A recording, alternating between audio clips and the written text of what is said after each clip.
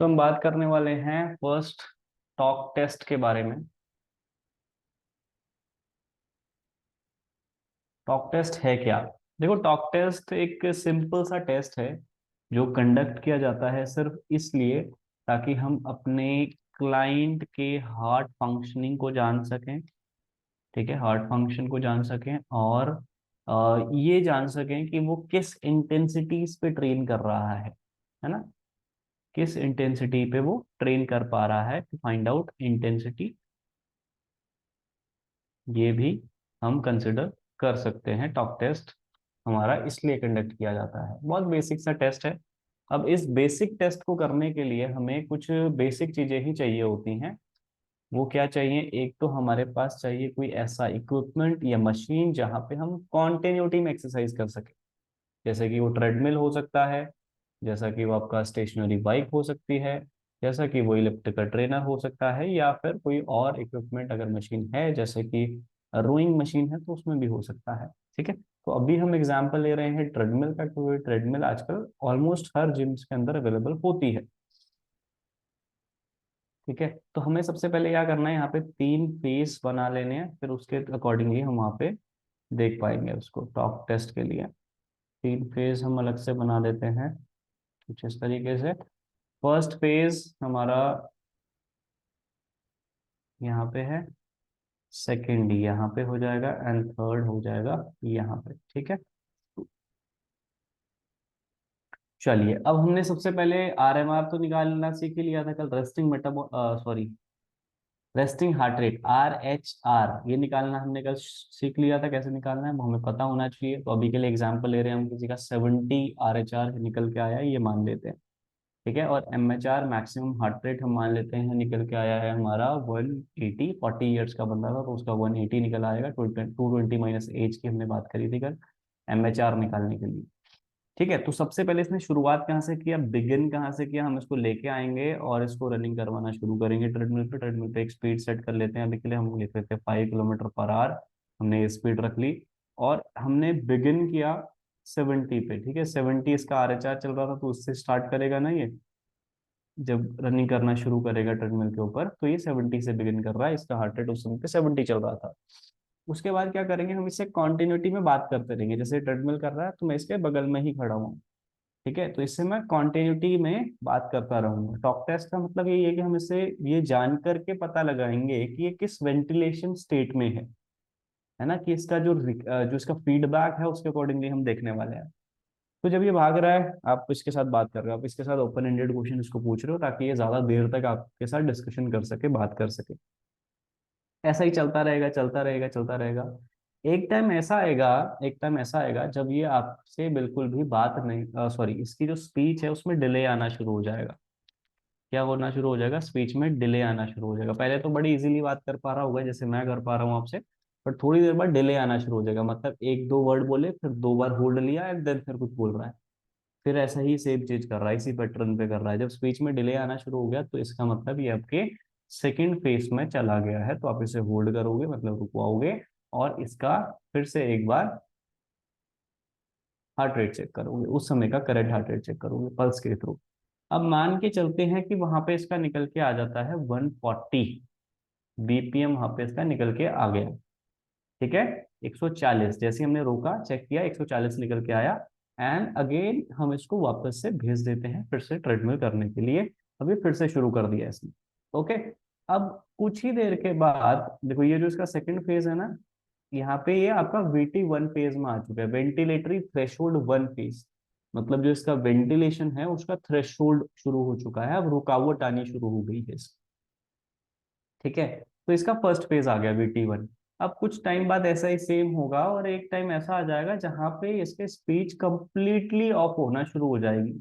मतलब बिल्कुल जीरो, जब ये आपके इशारों में बात करना शुरू कर देगा, आवाज नहीं दे पाएगा, आप बोल नहीं पाएगा आपके साथ। ठीक है, सिर्फ आपका इशारों में बात करेगा, जेस्चर्स आपको दे सकता है बट आपसे बात नहीं कर पाएगा। एक टाइम ऐसा भी आने वाला है। तो जब भी ऐसा टाइम आएगा उस फेज में आपको इसको रुका लेना है, और इसका मतलब है थर्ड फेज में पहुंच चुका है आपने। और वहां पे आपने चेक करना है अगेन इसका हार्ट रेट पल्स के थ्रू। अब आपने चेक किया, मान लो आपका निकल के आया 160 BPM। ठीक है, और ये इसका कौन सा फेज है, ये इसका सेकंड फेज है, जिसे हम बोलते हैं वेंटिलेटरी थ्रेशोल्ड 2 फेज, मतलब जहां पे स्पीच ऑफ हो चुकी है, अब नहीं बात कर पा रहा है आपसे। ठीक है, अब ये तीन फेज में हमें तीन वैल्यूज मिल गई, 70, 140 एंड 160। ठीक है, इसके हिसाब से एग्जाम्पल ले रहे हैं जो, उसके हिसाब से 70, 140 एंड 160। क्या हम ये कह सकते हैं कि यार जो 70 वाला है ना, 70 से लेके करीबन करीबन 130 बीपीएम वाला जो फेज है, ये कौन सा फेज है? इसको हम कौन सी इंटेंसिटी में ग्रेड कर सकते हैं, लो, हाई और मॉडरेट? किस इंटेंसिटी में इसको हम रख सकते हैं? लो टू मॉडरेट, है ना? Low intensity to moderate intensity, low से लेके ऊपर की तरफ को जा रही है तो लो टू मॉडरेट हम इसको रख ले सकते हैं। उसके बाद 140 से लेके 150 बीपीएम के आसपास जो हम ट्रेनिंग कर रहे हैं, ये आपका मॉडरेट टू हाई है, मॉडरेट टू हाई इंटेंसिटी है। ठीक है, और ऐसे ही जो 160 या 160 प्लस है, वो वेरी हाई इंटेंसिटी है। ठीक है, तो इन तीन कैटेगरीज में हमने इसे डिवाइड कर दिया।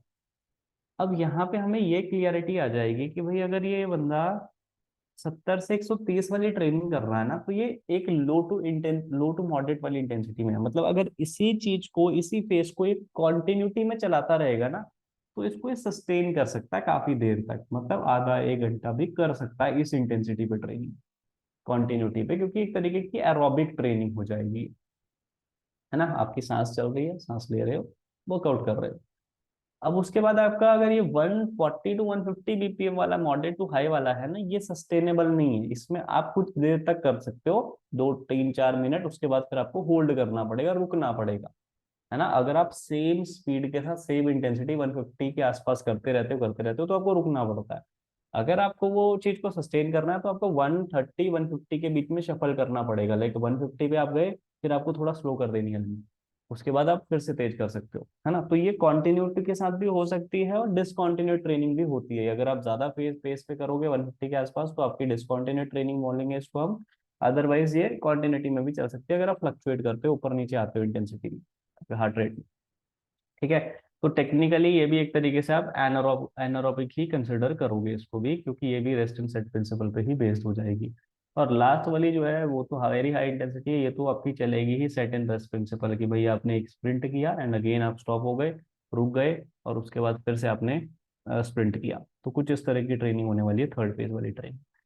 अब देखो, ये तो क्लियरिटी है हमें कि अगर हमें जनरल गोल के ऊपर काम करना है, जनरल गोल का मतलब क्या हो गया कि मेरा गोल है कि भाई मेरे को अपनी फिटनेस, अपनी हेल्थ को ठीक रखना है, मेरे को ऐसा कोई वो नहीं है कि मेरे को स्प्रिंटिंग करनी है या कोई मेरे को इवेंट में पार्टिसिपेट करना है। तो ऑब्वियसली आप ऐसे क्लाइंट को आप थर्ड फेज पे नहीं लेके जाना चाहोगे, क्योंकि आपको नहीं पता वो किस इंटेंसिटी पे ट्रेनिंग कर सकता है और उसकी कैपेसिटीज क्या है, कितना कैपेबल है वो ट्रेनिंग के लिए। और सबसे बड़ी बात, आपको थर्ड फेज में ट्रेनिंग करवानी ही क्यों है उसको? ठीक है, अगर उसका जनरल गोल है तो आप ये मेक श्योर करोगे कि आपके पास जो क्लाइंट ऐसे हैं जो सीनियर कैटेगरी में हैं, या फिर जिनको कोई हेल्थ प्रॉब्लम्स हैं, ठीक है, उनको आप हमेशा फर्स्ट फेज वाली ट्रेनिंग ही प्रेफर करोगे। ये सबके लिए सेफ होती है ट्रेनिंग, जो आपकी फर्स्ट फेज वाली ट्रेनिंग। अब ये 70 to 130 है, 70 to 120 है, 70 to 135 है, ये वेरी कर सकता है पर्सन टू पर्सन। वो चीज आपको पता है, वो उसकी कार्डियक हेल्थ पे डिपेंडेंट है। ठीक है, वो उसकी कार्डियक हेल्थ पे डिपेंडेंट है। बस आपको ये मेक श्योर करना है कि आप इस पे ट्रेनिंग करवाओगे इन लोगों को भी। और अगर आप फैट लॉस के लिए एम कर रहे हो तो भी आप इसी पे ट्रेनिंग करवाने वाले हो। इन दोनों पे शफल अराउंड करोगे आप, ये वाली फर्स्ट वाली ट्रेनिंग और सेकंड वाली पे, इससे ज्यादा नहीं। ठीक है, अगर आपका कोई गोल है स्प्रिंटिंग का, ठीक है, या आपका गोल है कोई अपने रिएक्शन एबिलिटी को स्ट्रॉन्ग करने का, या आप किसी स्पोर्टिंग उसमें हो, स्पोर्ट्स में हो, तो उस कंडीशन पे आप ये थर्ड फेज वाली ट्रेनिंग भी करवा सकते हो, जो कि वेरी हाई इंटेंसिटी होगी। बट ज्यादातर केसेस में इसकी रिक्वायरमेंट नहीं होती है, जो जनरल क्लाइंट हम अपने पास आते हैं। ठीक है ना, जो स्पेसिफिक क्लाइंट आएंगे, जो एथलीट्स होंगे, उनके लिए शायद जरूरत पड़ेगी थर्ड फेज वाले की, वरना नहीं। सबसे ज्यादा यूज होता है डोमिनेटली फर्स्ट फेज वाला ट्रेनिंग, सेकंड, फिर उसके बाद सेकंड फेज वाला, और थर्ड फेज वाला बहुत रेयर यूज होता है, जो कि स्पोर्ट्स के लिए, एथलेटिक्स वाला के लिए यूज होता है। ठीक है, बाकी ये जो आपका ये वाला फेज है 70 to 130, 140 to 150, ये वाला तो आप वहां पे हर किसी इंडिविजुअल का निकाल के देख लोगे, टॉक टेस्ट करके देख लोगे। ठीक है। अब एक और बात यहाँ पे आती है, मान लो कोई हेल्थ कंडीशन से सफर कर रहा है, तो आप कैसे डील करोगे? बहुत लोगों का क्वेश्चन ये भी होता है कि सर अगर मान लो किसी को बीपी है, हाई बीपी है, जिसको हम हाइपर टेंशन कहते हैं, वो है, बहुत ज्यादा वाला है, वो भी ज्यादा वाला इन द सेंस कि उसका कंट्रोल में नहीं रहता है, बीपी हाई चलता है, हाई चलता है उसका पूरे दिन में। ठीक है, और वो मेडिसिन पे है, या फिर कोई इसी से रिलेटेड कंडीशन है, लाइक हार्ट से रिलेटेड सीएडीज है, कोरोनरी आर्टरी डिजीज है, या फिर उसके अरिथमिया है, या फिर उसके हार्ट से रिलेटेड और कोई कंडीशन है लाइक टैचिकार्डिया है। ठीक है ना? तो जब ये सारी कंडीशन की अगर हम बात करते हैं, तो आपको क्या करना है, क्या आप इनको ट्रेनिंग करवा सकते हो? ये टोटली डिपेंड कर किस पे करता है, ये टोटली डिपेंड किस पे करता है, इनकी मेडिकल रिपोर्ट्स पे। कौन सी मेडिकल रिपोर्ट्स पे? जो डॉक्टर ने इनको प्रेस्क्राइब किया है, तो इनकी प्रिस्क्रिप्शन आपको चेक करनी है कि वहां पे ये चीज है कि इनको आप ट्रेनिंग करवा सकते हो कि नहीं करवा सकते हो। अगर डॉक्टर ने स्ट्रिक्टली मना किया हुआ है कि भैया आपको ट्रेनिंग नहीं करनी है, आपको कोई एक्सरसाइज नहीं करनी है, आपको हाई इंटेंसिटी पे नहीं जाना है, आपको रनिंग नहीं करनी है, तो आप अवॉइड करोगे ट्रेनिंग को, आप नहीं डील करोगे उस सिचुएशन में। ये बात आपको याद रखनी है हमेशा। ठीक है ना? क्योंकि हमेशा ट्रेनिंग ऐसा नहीं होता, हमें ये पता है कि ट्रेनिंग बहुत जरूरी है, हेल्थ के लिए अच्छी होती है, बट अगर आप हेल्थ कंडीशन से सफर कर रहे हो, स्पेसिफिकली आपके लेवल्स बहुत हाई हैं, फ्लक्चुएशन है, हार्ट रेट में प्रॉब्लम है, स्टेंट पड़ा हुआ है अभी, या फिर और कोई प्रॉब्लम है हार्ट में, है ना, पेसमेकर से रिलेटेड, तो भैया आप नहीं कर पाओगे वहां पे। ये बात आपको मेक श्योर करनी है। ठीक है, अगर मान लो इनमें से कोई कंडीशन थी, मान के चलते हैं, हमें बीपी था, हाई हाई हाई बीपी था, बट वो हाई बीपी जो है वो टोटली अंडर कंट्रोल है, टोटली अंडर कंट्रोल, मेरी मेडिसिन्स वगैरह चल रही हैं, मैं टाइम टू टाइम मेडिसिन्स ले रहा हूँ, और मैंने डॉक्टर डॉक्टर ने मेरी हेल्थ के अकॉर्डिंग प्रिस्क्राइब किया हुआ है कि आप ट्रेनिंग कर सकते हो। ठीक है, मैं ट्रेनिंग कर सकता हूँ, ये लिखा हुआ है मेडिकल रिपोर्ट्स में, तो फिर जाके आप वहां पे उस सिचुएशन में डील कर सकते हो। बस आपको क्या ध्यान देना है वो मैं आपको बता देता हूँ जनरली। फर्स्ट चीज कि आप इनको high, very high intensity training या हाई इंटेंसिटी ट्रेनिंग अवॉइड करोगे। आप सिर्फ इनको ट्रेनिंग कितने पे कराओगे? लो इंटेंसिटी ट्रेनिंग आप इनको करवाने वाले हो।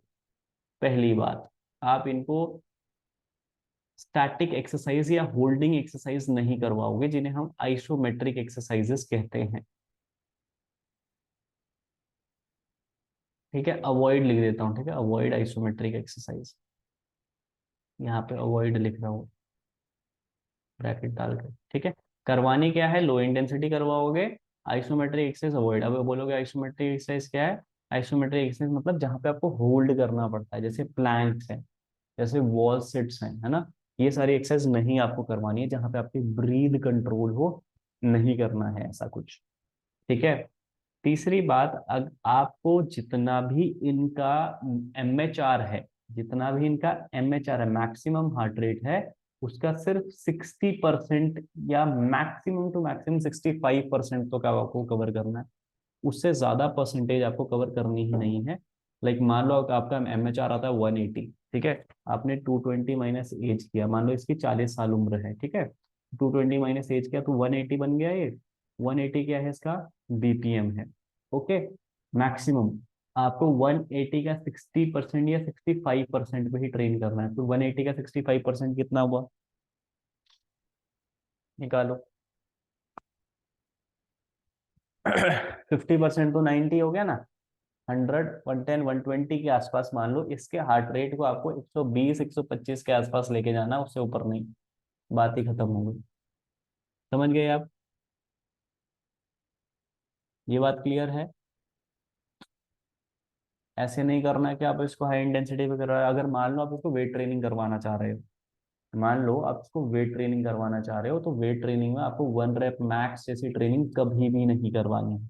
आपको हमेशा इसको रेपिटेशन ट्रेनिंग करवानी है, और वो भी लाइट वेट के साथ। ये बात भी मेक श्योर करनी है कि आपको 12 से 15 रेपिटेशन ट्रेनिंग करवानी, उससे नीचे वाली ट्रेनिंग आना ही नहीं है। और वेट आपका होना चाहिए अराउंड 50 to 60%। मतलब अगर ये 100 किलो उठाने की क्षमता रखता है एक रेप में, तो आप इसको 60% से ज्यादा उठवाओगे नहीं, मतलब 60 किलो से ज्यादा वेट उसको उठवाना ही नहीं है, ये एम करना। ठीक है। एक और इम्पोर्टेंट बात यहाँ पे बता देता हूँ। अगर कोई हेल्थ रिलेटेड प्रॉब्लम से सफर कर रहा है, हेल्थ रिलेटेड प्रॉब्लम से कोई सफर कर रहा है, तो आपको ये भी मेक श्योर करना है, खास करके हार्ट से रिलेटेड कंडीशन से अगर कोई सफर कर रहा है, आप उसे वेट ट्रेनिंग या जिम ट्रेनिंग या इंडोर ट्रेनिंग प्रेफर करोगे, या आप आउटडोर ट्रेनिंग प्रेफर करोगे? अब मुझे आप बताओ पहले, आपकी प्रेफरेंस क्या होनी चाहिए? बताओ।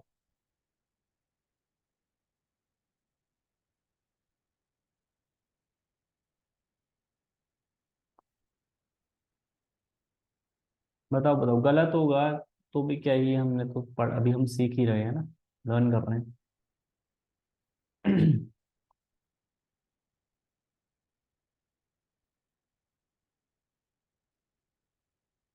चलो, आप सबका आंसर है कि सर हम आउटडोर ट्रेनिंग को प्रेफर करेंगे, और ये बिल्कुल 100% सही बात है। ठीक है, आप जिम ट्रेनिंग को प्रेफर नहीं करोगे कभी भी। मैं ये नहीं कह रहा कि आप वेट नहीं उठा सकते, मैं बिल्कुल भी नहीं ये कह रहा हूँ, और मैं ये भी नहीं कह रहा हूँ कि आप ट्रेनिंग नहीं कर सकते, बट अगर आपको प्रेफर की बात आती है, प्रेफरेंस, तो हमेशा आउटडोर ट्रेनिंग हमारे लिए ज्यादा अच्छी रहेगी, जहाँ पे प्रॉपर वेंटिलेशन हो। जहाँ पे प्रॉपर वेंटिलेशन होगा, वो हमें हमारे लिए हमेशा ज्यादा अच्छा रहेगा, इंस्टेड कि हम जाके कि हम जिम ट्रेनिंग करें। अब बहुत सारे लोगों को जो, but be specific what kind of health issues, what kind of health issues, देखो अर्चना, इसमें ना बहुत बड़ी सारी चीजें आ जाती हैं। हेल्थ इश्यूज तो वो भी हो सकता है, अगर मान लो किसी को गैस्ट्रिक इश्यूज है, तो क्या वो ट्रेनिंग नहीं कर सकता? है ना? तो ऐसा नहीं है, ये बहुत वाइड वैरायटी में आ जाता है, इसलिए मैंने स्पेसिफिकली आपको बताया, जब आपके वाइटल से रिलेटेड प्रॉब्लम है, जब आपको मेडिकल प्रिस्क्रिप्शन है कि नहीं करना है, उस केस की बात हो रही है। ऐसा नहीं कि मुझे कोई गैस्ट्रिक इशू है, या मेरे को सो नींद नहीं आती, इंसोम्निया कंडीशन है, ऐसा कुछ इसमें इतना प्रॉब्लम नहीं है। ठीक है ना? कोई एंजाइटी से रिलेटेड कंडीशन है, किसी स्पेसिफिक चीज से मैं डर जाता हूँ, ठीक है, या ऐसा वाले में कोई ज्यादा दिक्कत नहीं है, यहाँ पे तो ट्रेनिंग जाए कोई भी करवाओ, जब मेडिकल प्रिस्क्रिप्शन है, खासकर वाइटल से रिलेटेड, जैसे हाइपरटेंशन है, कार्डियोवास्कुलर डिजीज है, ठीक है, कोरोनरी आर्टरी डिजीज है, ठीक है, आपका एरिथमिया है, एरिथमिया वाली कंडीशन में तो आप ट्रेनिंग करवाओगे ही नहीं, बेसिकली वहां पे ट्रेनिंग नहीं करवाते हैं। ठीक है, तो आपको ये मेक श्योर करना है। और अगर कोई ऐसे हेल्थ रिलेटेड प्रॉब्लम से है, तो आप जब फर्स्ट डे काउंसलिंग करोगे ना, जब आप ये चीज नोटिस करोगे कि आप ट्रेनिंग करवाने वाले हो कि नहीं करवाने वाले, तो उस कंडीशन में वो काउंसलिंग के टाइम पे आप प्री मेडिकल कंडीशंस के बारे में पूछते हो उससे, कि आपको मेडिकल कंडीशन है कि नहीं। तो अगर वो आपको बता रहा है कि मेरे को मेडिकल कंडीशन है, तो फिर आप उससे रिपोर्ट जरूर से मांगोगे। अगर वो बोलता है कि नहीं, कोई क्लियरिटी है, कोई प्रॉब्लम नहीं है मुझे, मैंने कुछ 2 महीने पहले ही टेस्ट करवाया था, तो आप एक बारी टेस्ट भी देख सकते हो उसके सारे। ठीक है, तो वो चीज है। What kind of outdoor exercise, cardio और बॉडी वेट? दोनों, कार्डियो एंड बॉडी वेट दोनों करवाओगे ना? ट्रेनिंग आपका कोई भी स्पेसिफिक नहीं है ना। देखो, आपके पास जब जनरल क्लाइंट आता है ना, तो जनरल क्लाइंट, मैंने आपको बताया था, वो हेल्थ गोल्स के लिए आता है आपके पास। आपके दो गोल्स होते हैं, एक चीज नोटिस करना हमेशा, आपके पास दो गोल्स होते हैं। एक होते हैं हेल्थ रिलेटेड गोल्स, जब आपको अपनी हेल्थ को ठीक करना ही मेन एम होता है। एक होता है परफॉर्मेंस गोल। ठीक है ना? परफॉर्मेंस गोल के अंदर क्या क्या चीजें आती हैं? परफॉर्मेंस गोल के अंदर आती है आपका मैक्सिमल एफर्ट या मैक्सिमल स्ट्रेंथ को बढ़ाना, आपकी रिएक्शन एबिलिटी को बढ़ाना, ठीक है, आपके कोऑर्डिनेशन को बढ़ाना, ठीक है, आपके पार को बढ़ाना, जैसे हम बोलते हैं एक्सप्लोसिव स्ट्रेंथ को बढ़ाना, ये सब चीजें आ जाती हैं परफॉर्मेंस रिलेटेड गोल्स के अंदर। हेल्थ रिलेटेड गोल्स के अंदर आती है आपकी क्या क्या, हाँ वो सब आपके परफॉर्मेंस में आ जाता है ना, जब आपको स्पोर्ट्स से रिलेट करना है, कोई स्पोर्ट्स खेलना है, आपका कोई गोल है, आपको मेडल जीतना है, ऐसा कोई गोल है, तो वो परफॉर्मेंस में आ गई सब चीजें। हेल्थ वाला आ गया कि भाई मेरे को तो अपनी हेल्थ को ठीक करने के लिए ट्रेनिंग करनी है, जो कि ज्यादातर जनता जो आती है ना जिम के अंदर, ज्यादातर जो लोग आते हैं क्लाइंट्स, वो हेल्थ वाले ही आते हैं, क्योंकि परफॉर्मेंस वाले जो लोग होते हैं उनके लिए स्पेशलाइज्ड कोच उनके साथ ऑलरेडी होते हैं। आप जब किसी टीम के साथ एसोसिएटेड हो तो ऑलरेडी आपको टीम का कोच मिलेगा ना, गवर्नमेंट कोच, है ना। या तो आप किसी और कोच के, अगर आप प्राइवेट कोच कोई हायर करते हो वो बात अलग है। तो मैक्सिमम केसेस में जो आप स्पोर्ट्स से रिलेटेड गोल होते हैं वहां पे आपके लिए अलग से कोचेस होते हैं। तो हमारे पास एज अ ट्रेनर, हमारे पास जो लोग आते हैं वो जनरल क्लाइंट्स जो ज्यादा आते हैं, जिनका गोल होता है कि हमारा फैट बहुत ज्यादा बढ़ गया है, कम करवा दो। जिनका गोल होता है कि सर हमारी हेल्थ अच्छी करवा दो, मुझे डायबिटीज बढ़ रही है, प्री डायबिटिक हो चुका हूँ, डॉक्टर ने बोला है एक्सरसाइज ऐड करो वरना डायबिटीज हो जाएगी कुछ समय के बाद। ऐसे गोल वाले लोग ज्यादा आते हैं आपके पास, जिनको अपनी हेल्थ को सुधारना है सर। ठीक है, उनका कोई परफॉर्मेंस नहीं, वो कोई मेडल लेने के लिए ट्रेनिंग नहीं कर रहे हैं।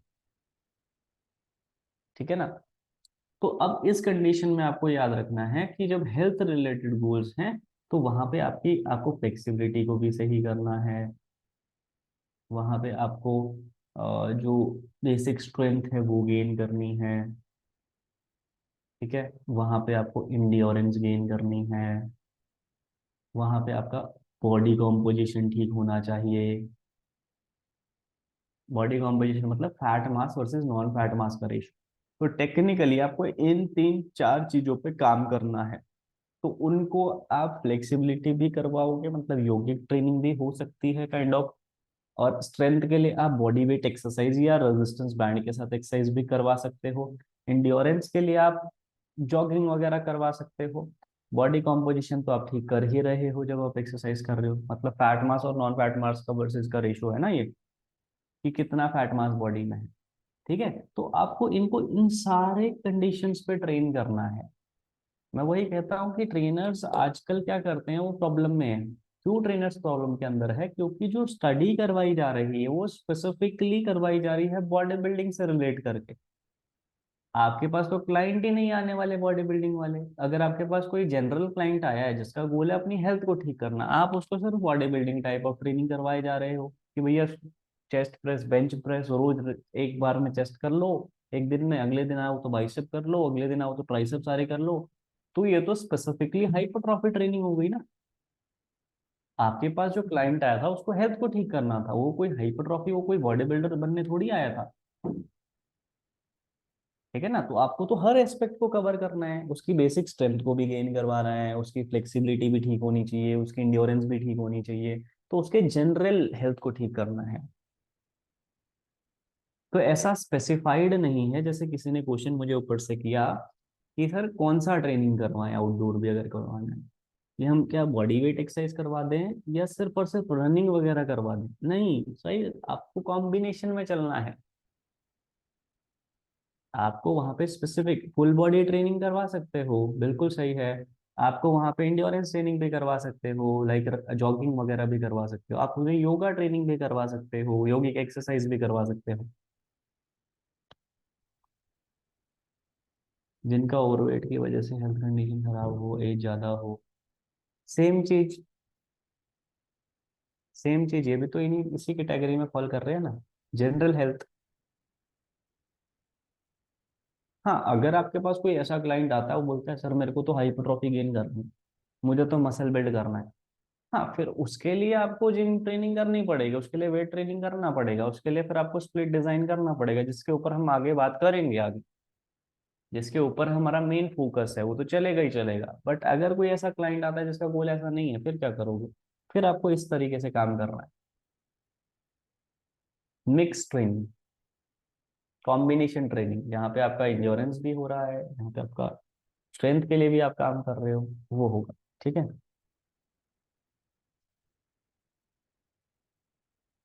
ठीक है, चलो टॉक टेस्ट के बारे में हमने बात कर लिया, ये हमने एक बेसिक सी बात कर ली कि हमें कैसे डील करना है किस सिचुएशन में, और जनरल गोल्स क्या हैं और परफॉर्मेंस गोल्स क्या हैं, ये भी हमने बात कर ली। आगे चलते हैं अभी।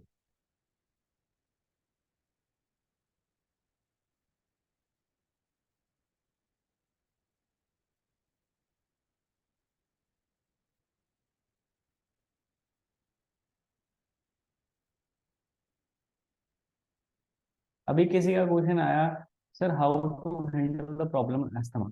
यार एस्थमा, ट्रेनर्स कोई भगवान नहीं है, ट्रेनर्स कोई मेडिकल सपोर्ट नहीं दे सकते, ट्रेनर्स कोई मेडिकल गाइडेंस नहीं दे सकते। वो आपके स्कोप ऑफ प्रैक्टिस से बाहर चली जाती है चीज। ये चीज ध्यान रखना कि ना तो आप इंजरी के साथ डील कर सकते हो। मान लो कोई इंजर्ड आया आपके पास, आपको बोल रहा है सर मुझे ट्रेन, अरे बोलो भाई पहले इंजरी ठीक करके आओ, ये हमारा काम नहीं है।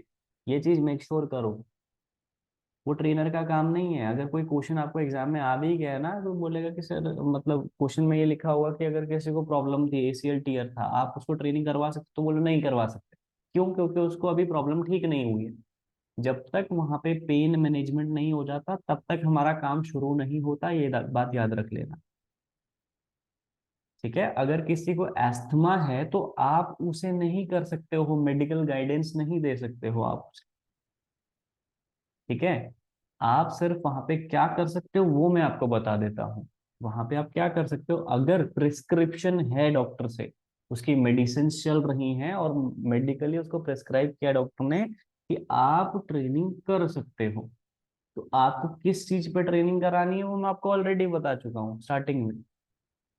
Avoid isometric exercise, weight training नहीं करानी है, अवॉइड करो। अगर करानी भी है तो आपको 50% पे करवानी है, जितना उसकी मैक्सिमल कैपेसिटी है। अगर एक्टिविटी करवानी है तो आपको again 50 to 60% low intensive training करवानी है, आइसोमेट्रिक एक्सरसाइज नहीं करवानी है, और वो भी तब होगा जब आपके पास वो प्रिस्क्रिप्शन है तो।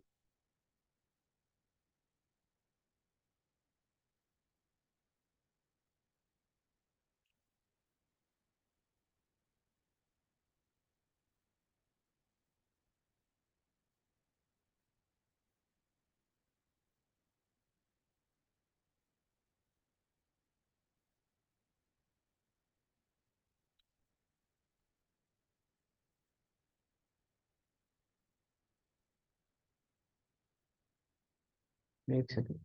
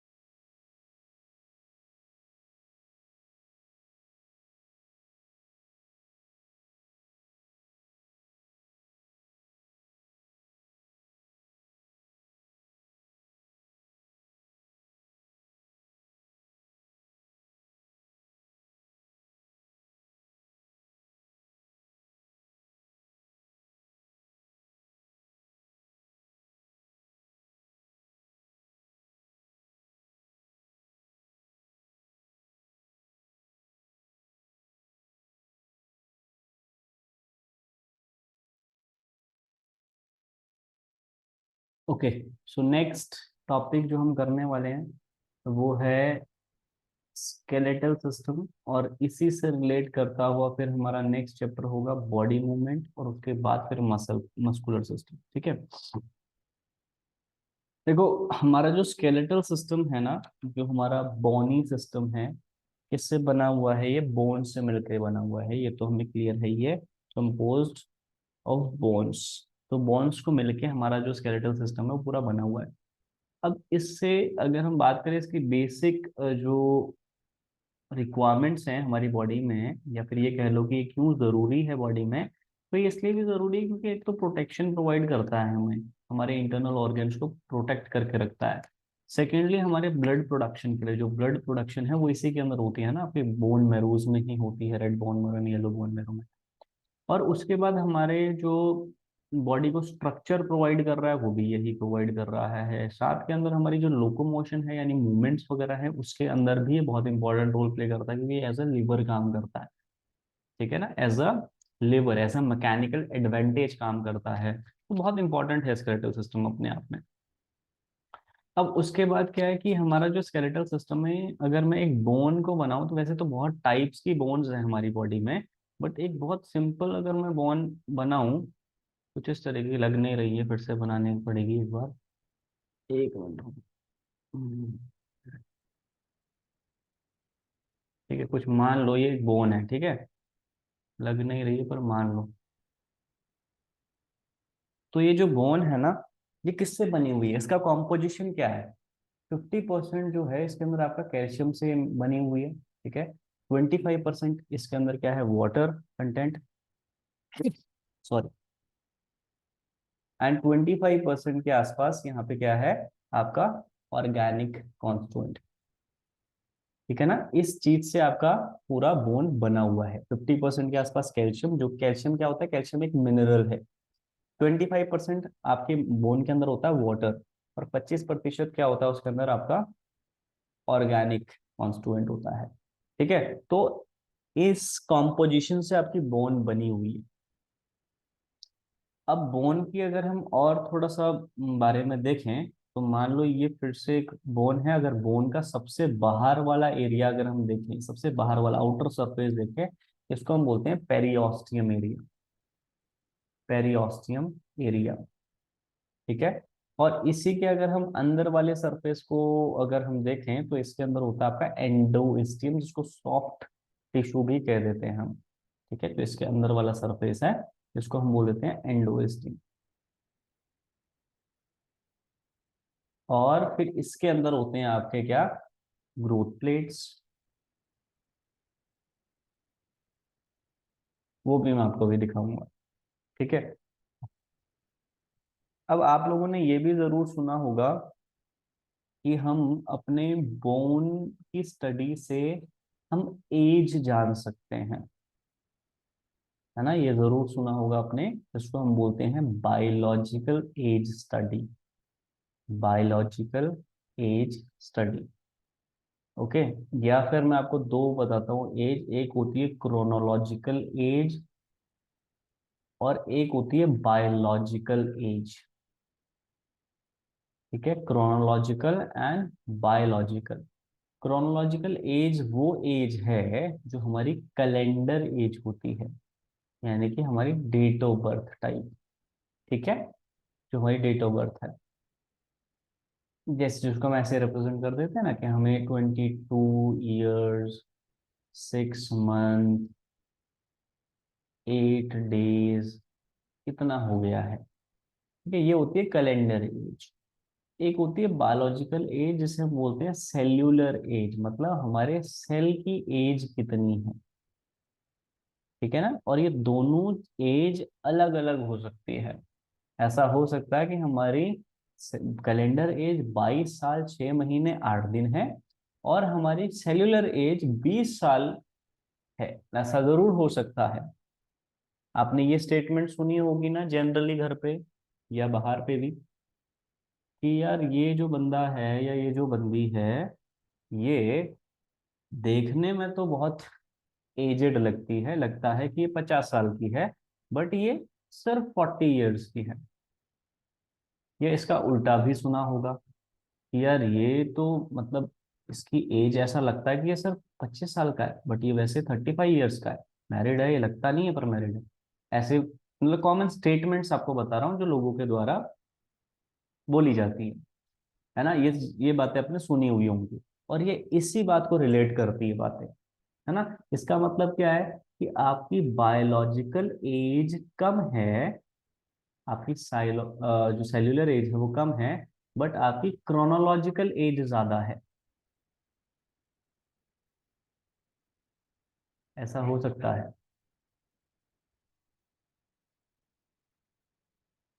ठीक है, कैसे होगा ऐसा बताओ। कौन से ऐसे फैक्टर्स हैं जिसकी वजह से हमारी जो कैलेंडर एज है, यानी कि जो हमारी क्रोनोलॉजिकल एज है, वो कम होती है, बट स्टिल हमारी सेल्यूलर एज ज्यादा लगती है। कौन सा ऐसे फैक्टर्स हैं। कैलेंडर एज कम है मतलब हम कम साल के हैं वैसे, बट लगते हम ज्यादा साल के हैं। कौन से ऐसे फैक्टर्स हो सकते हैं बताइए।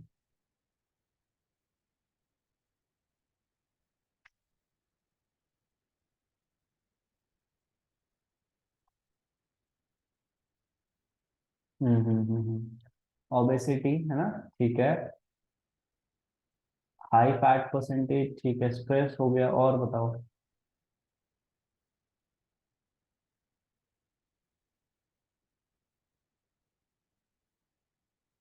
Good metabolism, body structure. Good metabolism कैसे आएगा, वो तो फिर तब की बात आएगी ना जब हम ये बोलेंगे कि हमारा कैलेंडर एज कम है और हमारा क्रोनोलॉजिकल एज ज्यादा है, तब बोलेंगे हम गुड मेटाबॉलिज्म या ये सारी चीजें। जेनेटिक एक फैक्टर हो सकता है, ठीक है।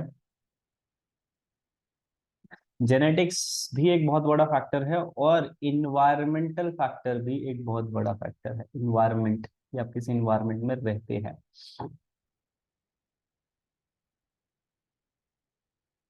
और बताइए।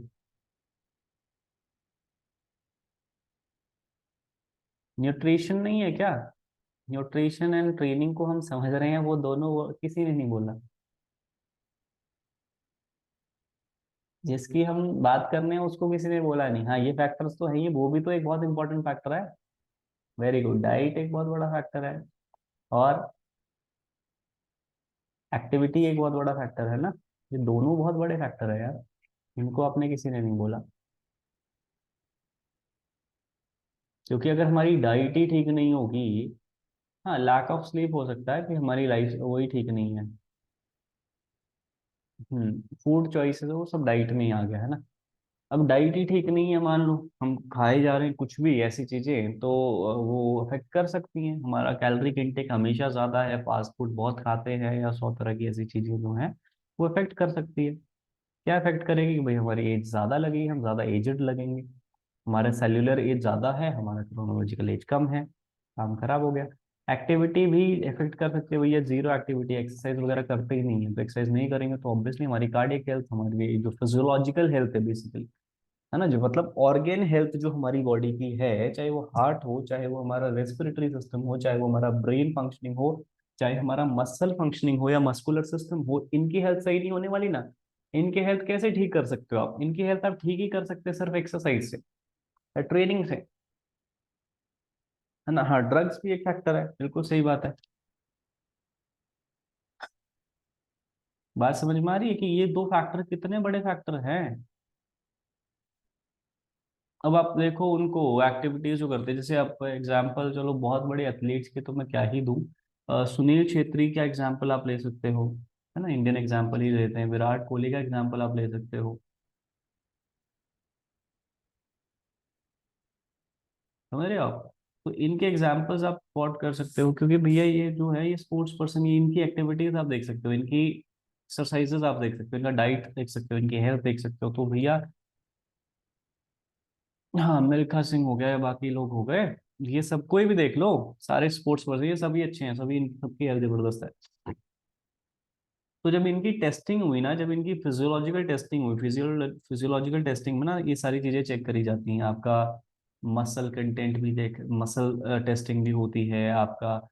सेल टेस्टिंग जिसको हम बोलते हैं टेलोमेर स्टडी, उसको वो भी करा जाता है। बोन टेस्टिंग भी होती है, सब टेस्टिंग करी जाती है जब हम ये सब टेस्ट करते हैं।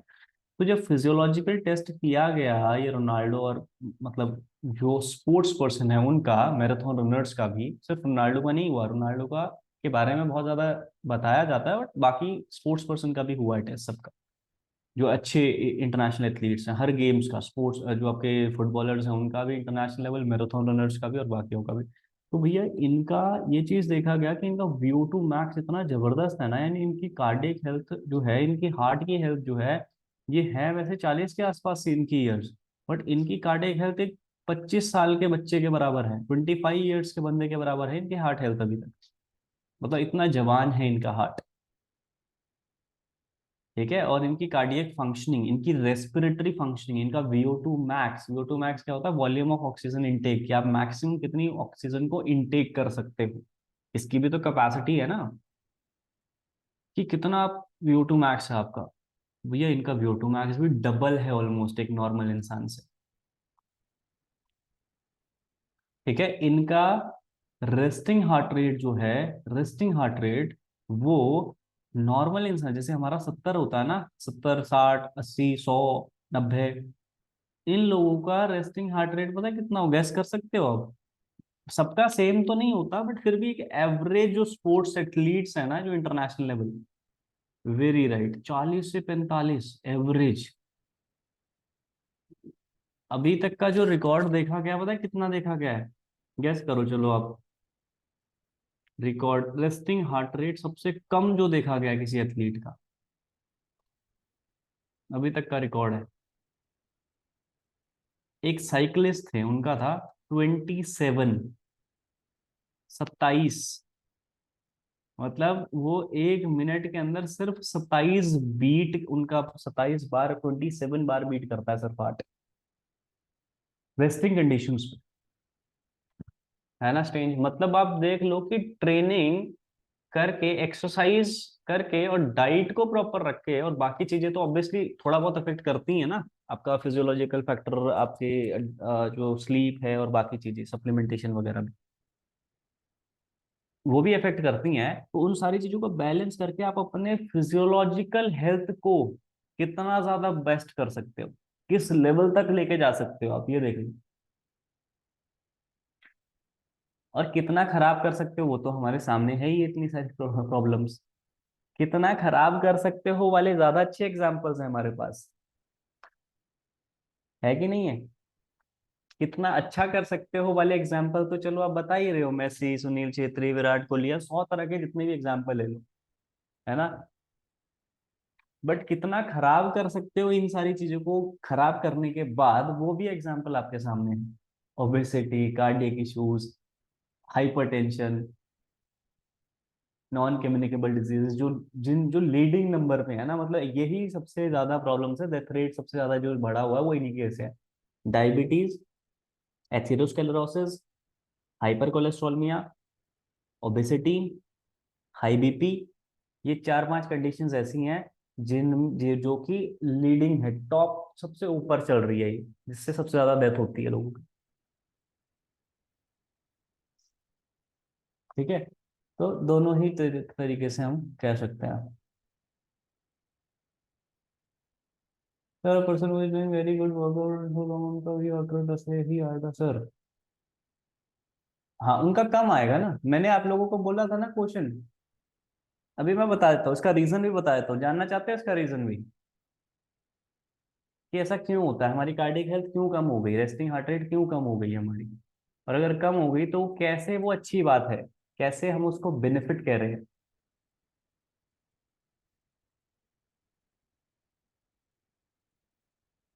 अब मैं आपको थोड़ा और कंफ्यूजन में डालता हूँ। देखो, हार्ट रेट कम हो जाना नॉर्मल केसेस में वो एक प्रॉब्लम भी है, उस प्रॉब्लम को बोलते हैं ब्रेडिकार्डिया। ये है ब्रेडिकार्डिया कंडीशन। ये एक ऐसा हेल्थ प्रॉब्लम है जिसमें हमारा हार्ट रेट 50 से नीचे बीट करता है, 52 बिलो हो जाता है हमारा बीपीएम। अब आप बोल रहे हो कि सर, अब आप ये सोच रहे होंगे कि यार ये तो ब्रेडिकार्डिया, अभी आप बोल रहे थे कि भैया अगर इससे नीचे कम होता है वो तो अच्छी बात है, अब आप बोल रहे हो कि ये ब्रेडिकार्डिया कोई कंडीशन आ गई है, इसमें भी 50 से नीचे चलता है, तो भाई क्या है ये भी आपके दिमाग में क्वेश्चन आ रहा होगा।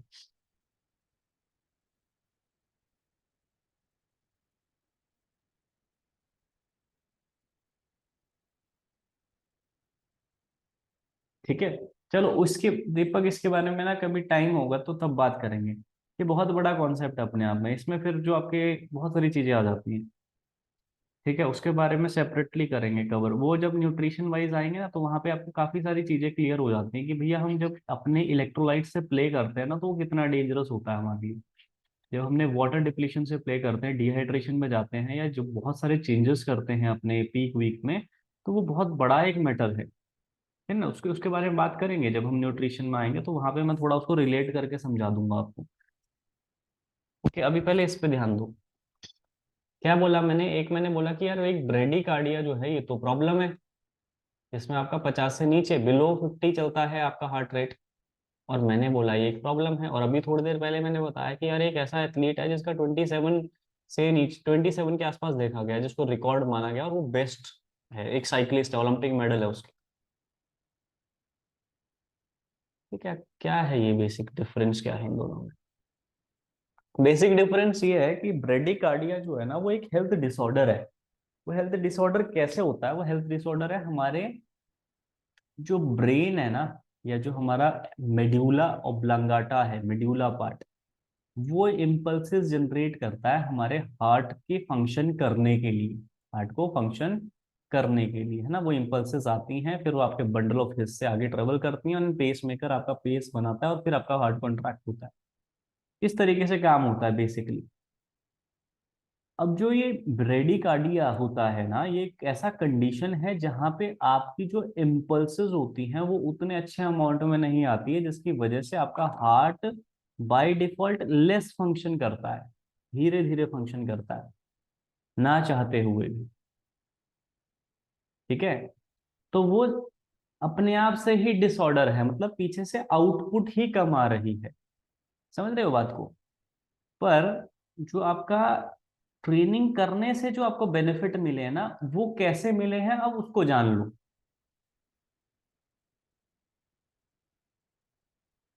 सर क्या सिर्फ मेडिटेशन से बीपीएम कर? नहीं, मेडिटेशन से ना आपको हेल्प जरूर मिल सकती है, आप कंट्रोल में ला सकते हो। जैसे प्राणायाम है ना, मेडिटेशन और प्राणायाम दोनों अलग अलग चीजें हैं, थोड़ा बहुत कोरिलेट कर सकती हैं, बट दोनों अलग अलग चीजें हैं। बट मेडिटेशन से कुछ चीजें आप सही तो कर सकते हो, आप अपनी परफॉर्मेंस को बूस्ट कर सकते हो साइकोलॉजिकल फैक्टर्स को बैलेंस करके। ठीक है, वो समझ में आता है हम। बट आप प्राणायाम से कर सकते हो वो चीजें, ठीक। प्राणायाम समझते हो?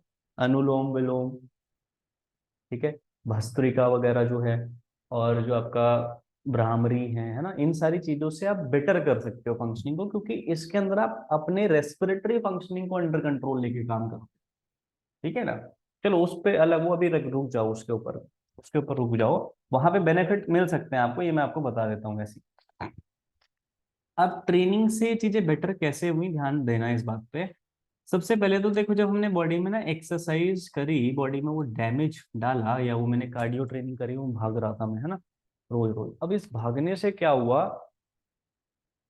कि मेरी बॉडी में स्ट्रेस आया, है ना, एक तरीके से मैंने बॉडी को स्ट्रेस दिया, और मेरी बॉडी की जो रिक्वायरमेंट्स है वो बढ़ी, चाहे वो रेस्पिरेटरी रिक्वायरमेंट बढ़ी, यानी ऑक्सीजन की रिक्वायरमेंट बढ़ी, तो सांस भी ज्यादा ज्यादा तेज तेज लूंगा।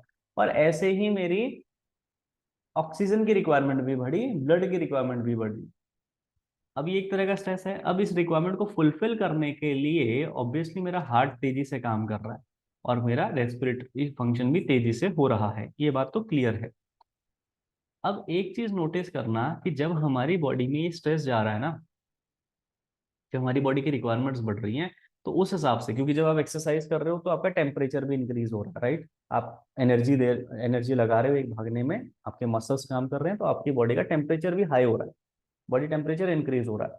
अब जब बॉडी टेम्परेचर इंक्रीज हो रहा है और बॉडी में जब ये स्ट्रेस इतना जा रहा है, तो आपका ब्रेन उस रिस्पॉन्स में क्या काम करता है, मेनली आपका हाइपोथैलेमस, वो आपकी बॉडी में वेसोडाइलेशन करना शुरू कर देता है। वेसोडाइलेशन मतलब वो आपके, टेक्निकली वो आपके हीट को बैलेंस करने के लिए वेसोडाइलेशन करता है।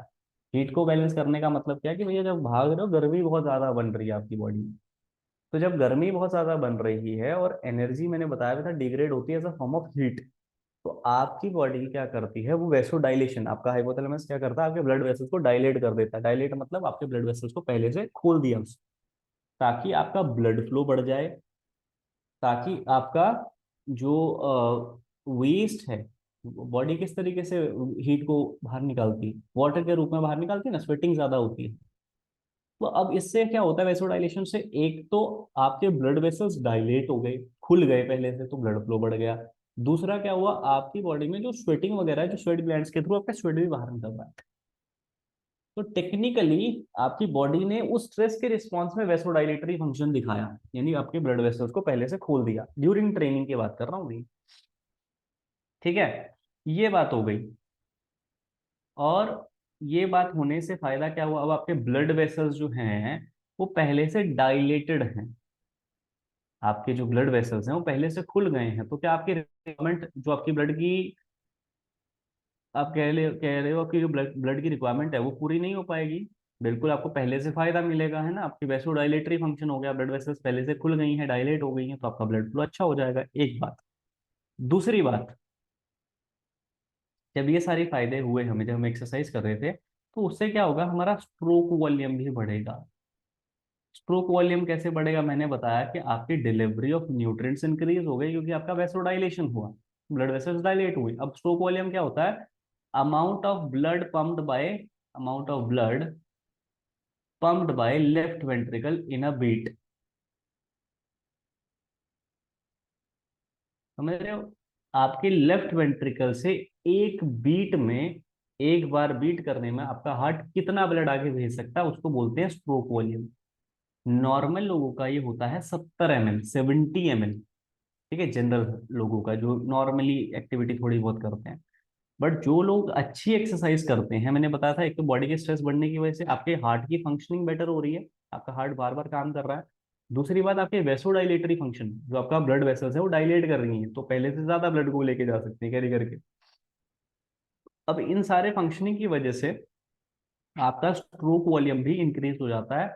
और ये करीबन करीबन जो ओलंपिक एथलीट है ना, उनका 110 ml के आसपास देखा गया है, 110 ml के आसपास देखा गया है। तो ये इंक्रीज हो गया, मतलब आपका हार्ट अभी एक बीट में आपके लेफ्ट वेंट्रिकल से करीबन करीबन 100 ml के आसपास ब्लड आगे भेज रहा है। तो अगर वो 100 ml के आसपास आउटपुट दे रहा है, एक बार बीट करने में इतना ml भेज रहा है, तो ऑब्वियसली आपके ओवरऑल कार्डिक आउटपुट इंक्रीज हो जाएगा ना। मतलब आपकी बॉडी की रिक्वायरमेंट जो है वो जल्दी से फुलफिल हो पाएंगे, कि आपका हार्ट अभी एक कंप्रेशन में पहले वो दे रहा था 70 ml, अब एक कंप्रेशन में वो दे रहा है आपको 100 ml। तो फायदा हो रहा है ना, आपको ज्यादा अमाउंट ऑफ ब्लड वो दे पा रहा है सिर्फ एक बीट के अंदर ही। समझ गए। अब एक और पॉइंट हम समझते हैं, अब आप बोलोगे सर इससे क्या फायदा हुआ। इससे ये फायदा हुआ, देखो, आपका टोटल अमाउंट जो है, क्योंकि आप ज्यादा ब्लड कैरी करके लेके जा पा रहे हो एक बार में, तो उससे फायदा क्या हुआ कि आपकी बॉडी की रिक्वायरमेंट्स आप बहुत जल्दी पूरी कर दे रहे हो, है ना, क्योंकि आपकी कैपेसिटी बढ़ गई, हार्ट की, हार्ट कैपेसिटी बढ़ गई ना। अब इसको आप कैसे रिलेट कर सकते हो, देखो, जैसे मान लो मेरे पास यहाँ पे वेट है, यहाँ पे मेरे पास दो चीजें हैं, एक है कार, एक मेरे पास ये कार है, ये कैरी कर सकती है मान लो 500 kg। ठीक है, और एक मेरे पास है ये वैन टाइप, एग्जाम्पल समझना ध्यान से, ये है मेरे पास वैन, और ये कवर, ये कैरी कर सकती है 1000 kgs। ठीक है, ऐसा मान लो। अब भैया मेरे को क्या ले जाना है, मेरा एम है इन दोनों में से 1000 kg वेट को इस वाले जगह पर लेके जाना, ये है एंडिंग पॉइंट। ठीक है, मेरे को 1000 किलो लेके जाना है। आपके कार की कैपेसिटी है 500, वैन की कैपेसिटी है 1000। अब मुझे ये बताओ कि कौन से व्हीकल को ज्यादा बार गेड़े लगाने पड़ेंगे, यानी ज्यादा बार अप डाउन करना पड़ेगा, ये इधर इस जगह पे 1000 kg को लेके जाने के लिए, 1000 kg यहाँ पर पहुंचाने के लिए। ऑब्वियसली कार को, कार पहले इधर आएगी 500 लेकर, इधर रख देगी, फिर 500 वापस वापस जाएगी, फिर 500 वापस लेके इधर रखेगी, एंड फिर ऐसे जाएगी वापस। बट जो आपकी वैन है वो 1000 kg एक बार में कवर कर सकती है, उसकी कैपेसिटी ज्यादा है, तो उसको ज्यादा काम करना पड़ेगा, एक बार में ही लेके चले जाएगी। तो अब मुझे ये बताओ, जब आपके हार्ट की कैपेसिटी इंक्रीज हो गई ब्लड को भेजने की, जो स्ट्रोक वॉल्यूम मैंने बताया था, तो जब वो एक बीट में ज्यादा ब्लड आगे भेज सकता है उसके पास, इतना कैपेसिटी है कि वो एक बीट करने पे ही ज्यादा ब्लड को आगे भेज पा रहा है, तो उसका रेस्टिंग हार्ट रेट बढ़ेगा या कम होगा, मुझे बताओ।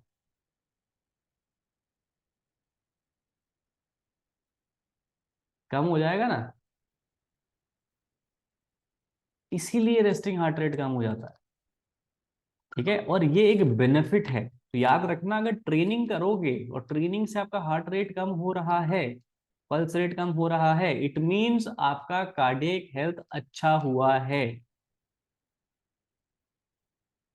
और अगर अगर मान लो ये वैसे ही है, बिना कोई ट्रेनिंग के हुआ है, बिना कुछ ट्रेनिंग के, मैं ओवर वेट हूँ, ओबीज हूँ, मेरा वेट बहुत ज्यादा है, मैंने आज तक कभी ट्रेनिंग नहीं करी, और मेरा हार्ट रेट चल रहा है 40-50 के आसपास, 40 to 50, और मैं ये भी ऑब्जर्व कर रहा हूँ कि यार मेरे को तो फटीक फीलिंग होती है, थकावट होती है हमेशा ही, एनर्जी नहीं आती है, और कभी मैंने जिंदगी में वर्कआउट नहीं किया, एनर्जी लेवल मेरे बहुत जीरो रहते हैं, बहुत कम रहते हैं, वेट भी ज्यादा है, क्या साइन है ये? जो ये 40-50 हार्ट बीट हो रहा है मेरा, ये बेनिफिट है या ये कोई प्रॉब्लम है?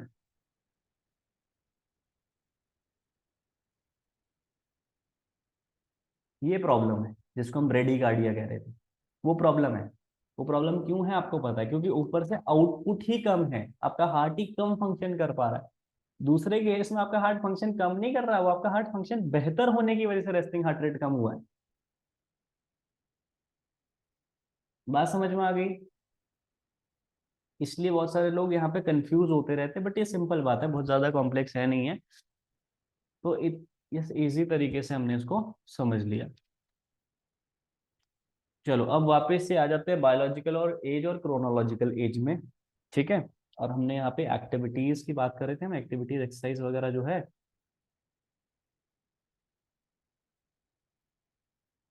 वो कैसे बेस्ट अच्छा करती है आपके बायोलॉजिकल एज को, उसकी बात कर रहे थे। तो उसमें एक्टिविटी एंड न्यूट्रिशन आ जाता है, उसी के रिलेशन में हम फिजियोलॉजिकल हेल्थ को की बेटरमेंट की बात कर रहे थे, कि कैसे फिजियोलॉजिकल हेल्थ अच्छी होती है हमारी ट्रेनिंग करने से। ठीक है, अब ये बायोलॉजिकल एज जो है, इसकी टेस्टिंग होती है बहुत सारे तरीकों से, है ना? किससे पता लग सकता है biological age testing? Cellular age testing हमारे बोन से पता लग सकती है, हमारे टेलोमेट से पता लग सकती है, हमारे डीएनए से पता लग सकती है, हमारे टीथ से पता लग सकती है। ये सारी चीज़ों से हम जान सकते हैं कि हमारी एक्चुअल में एज क्या है, हमारी सेल्यूलर एज क्या है।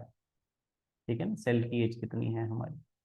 अब वैसे ये जो बायोलॉजिकल एज टेस्टिंग है ना, ये वैसे वर्ल्ड वॉर 2 के बाद इसका ज़्यादा यूज होना शुरू हो गया था, बट ये बहुत सारे और भी कंडीशंस में काम आती है बायोलॉजिकल एज टेस्टिंग। स्पेसिफिकली अगर मैं बताऊं तो स्पोर्ट्स में भी बहुत काम में आती है, क्योंकि स्पोर्ट्स में होती है क्लासिफिकेशन, है ना? Under 14, under 17, under 19, under 21। ठीक है, फिर आपका ओवर जो आपका ओपन है वो। तो इस तरीके से हम एज में इसको कैटेगरीज में डिवाइड कर देते हैं ना। अब मान लो कोई ऐसा क्लाइंट आया, कोई ऐसा बंदा आया जो खुद वैसे है 25 साल का, 25 ईयर्स का है वो, या 28 ईयर्स का है, मान लो 28 साल का है, और वो आ जाता है अपना एक डेट ऑफ बर्थ बना करके। ठीक है, और वो कहता है कि नहीं, मेरे को तो अंडर 14 कंपटीशन खेलना है, 14 साल के जो अंडर वाले बच्चे होते हैं उनके साथ खेलना है। तो ऑब्वियसली सिंपल सी बात है ना, 28 साल वाला जीतेगा, क्योंकि भाई उसकी तो स्ट्रक्चरल ग्रोथ ही इतनी नहीं हुई है, 14 साल का बच्चा तो वीक है अभी उसके कंपैरिजन में। समझ रहे हो? तो ये तो फेयर है ही नहीं ना। और ये आ जाता है आपका फेक डेट ऑफ बर्थ बना करके, और आ जाता है कहता भाई मैं तो खेलूंगा अंडर 14 में, तो इतनी एज का हूँ। अब यहाँ पे मान लो किसी ने इसके ऊपर ऑब्जेक्शन कर दी कि भाई ये तो लग ही नहीं रहा है, ये तो ज्यादा एज का है, ये तो फेयर नहीं हुआ ना ये। तो फिर वहां पे क्या होती है, बायोलॉजिकल एज टेस्टिंग होती है, क्योंकि आपके डॉक्यूमेंट्स तो कंप्लीट है, डॉक्यूमेंट्स आपने बनाए हुए हैं फेक, है ना? तो फिर होती है बायोलॉजिकल एज टेस्टिंग, फिर उससे पता लग जाता है कि भैया आपकी एज सही में कितनी है। अब देखो होता क्या है, मैं आपके बोन की एक सिंपल सी बात बताता हूँ। बोन टेस्टिंग जो हम करते हैं ना बायोलॉजिकल एज में, वो कैसी होती है? जैसे मान लो ये बोन है हमारा, लगेगा नहीं पर मानना पड़ेगा आपको। इसके अंदर होते हैं, जब हम एक्सरेज करवाते हैं ना, एक्सरेज, स्पेसिफाइड एक्सरेज होते हैं, उसमें हमें क्या पता लगता है, बोन के अंदर की जो ग्रोथ प्लेट्स होती है वो भी दिख जाती है हमें। ठीक है ना, जैसे ऐसे ग्रोथ प्लेट्स होती है अंदर उसके। ठीक है, इसको हम बोलते हैं एपिफिसिस। जो अपर वाली, जो सबसे टॉप वाली ग्रोथ प्लेट है ना, इसको हम बोलते हैं एपिफिसिस, का नाम रखा हुआ है एपिफिसिस।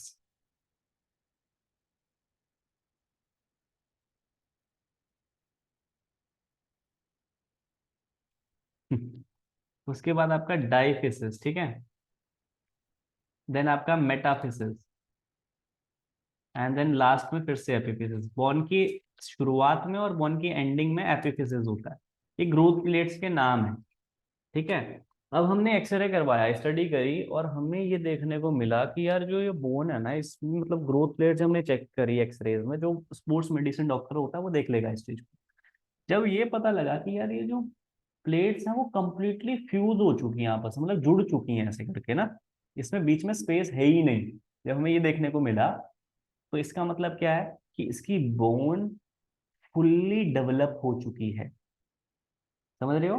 फुल्ली डेवलप हो चुकी है या फुल ग्रोथ हो चुकी है इसके बोन की। अब मुझे ये बताओ, फुल ग्रोथ जो बोन की होती है वो किस एज में होती है? क्या 14 साल में फुल ग्रोथ हो जाती है हमारे बोन की? हमारी हाइट कब तक बढ़ती है अप्रोक्सीमेटली, जो प्रिडिक्शन है, कब तक बढ़ती है वो?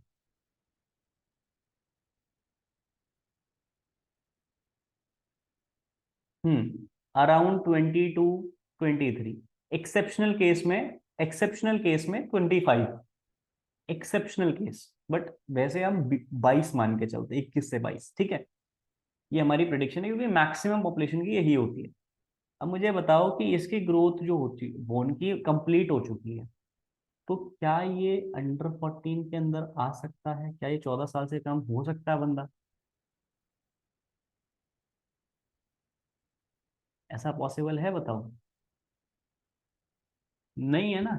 पता लग गया हमें कि भैया ये झूठ बोल रहा है, और ये नहीं खेल सकता, ये बैन हो जाएगा।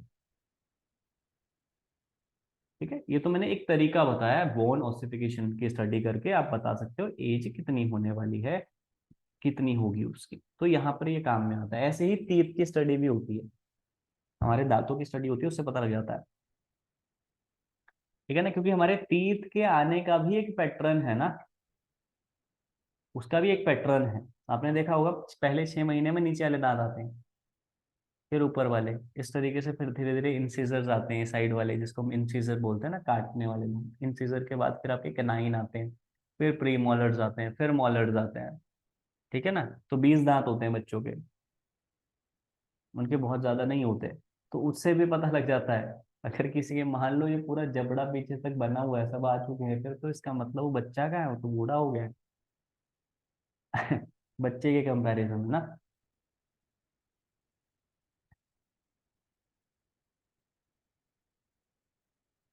हाँ, तो ये जो है ना, ये टेस्टिंग है, इसको हम बोलते हैं बॉन ओसिफिकेशन और टीथ टेस्टिंग, जिससे हम ये पता लगा सकते हैं। ओके। और इसी बोन एज टेस्टिंग से ये भी पता लगा सकते हो कि आपकी हाइट और बढ़ने वाली है कि नहीं बढ़ने वाली है। कुछ कुछ एक्सेप्शन केस में लेट तक भी हाइट बढ़ती है, 25 साल तक भी बढ़ जाती है, कुछ रेयर केस होते हैं। तो मान लो अगर आपको ये टेस्ट करवाना है ना अपनी हाइट को जानने के लिए कि भाई और बढ़ेगी कि नहीं बढ़ेगी, वो भी कर सकते हो आप इसी सेम तरीके से। ठीक है ना, इसी सेम तरीके से जाओगे आप, मोनोसिफिकेशन स्टडी कराओगे। मान लो आपकी ऐसे निकल के आता है ग्रोथ प्लेस प्लेट्स के बीच में, यहाँ पे स्पेशियस एरिया है, मतलब बीच में जगह है काफी। ठीक है, अगर स्पेशियस एरिया है इट मीन्स कि आपकी ग्रोथ और बढ़ने वाली है,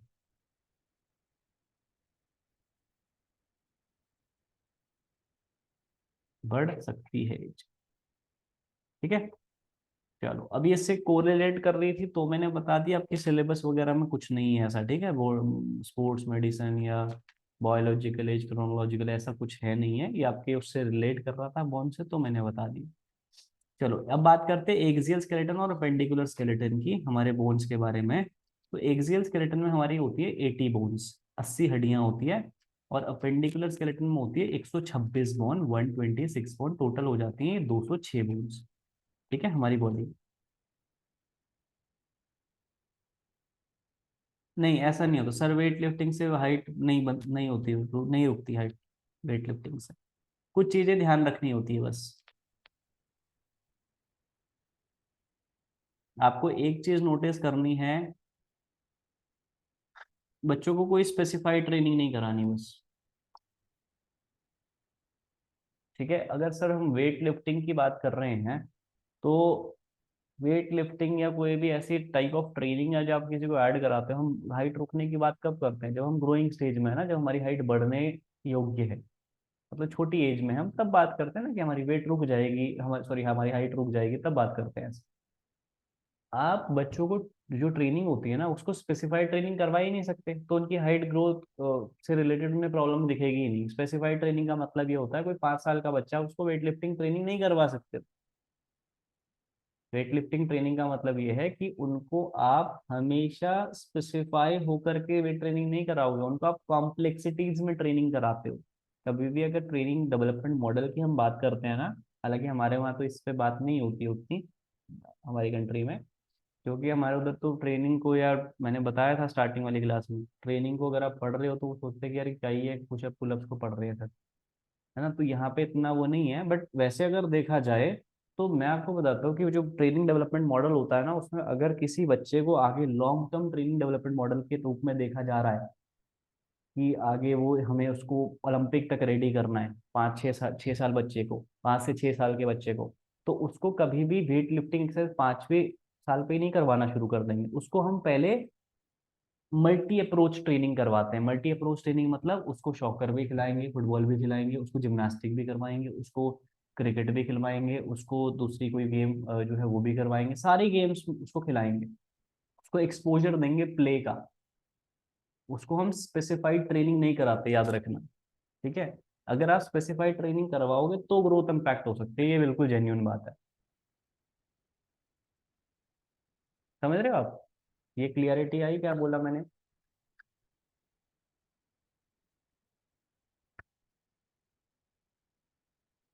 इसलिए बहुत सारी कंट्रीज ऐसी हैं जिन्होंने 2 स्पोर्ट्स को मैंडेटरी किया हुआ है बच्चों के लिए। वो है एक जिम्नास्टिक एंड स्विमिंग। तो 5 से 6 साल की उम्र में ना बच्चों को एक तो स्विमिंग या जिम्नास्टिक दोनों में से कोई भी गेम में डाल देते हैं, और वो मैंडेटरी करी हुई है, सबको आनी चाहिए,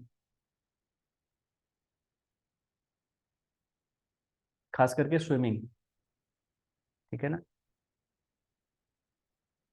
ऐसा नहीं है सरोज, एक स्पोर्ट मैंडेटरी अच्छा गुड की बात नहीं है यहाँ पे।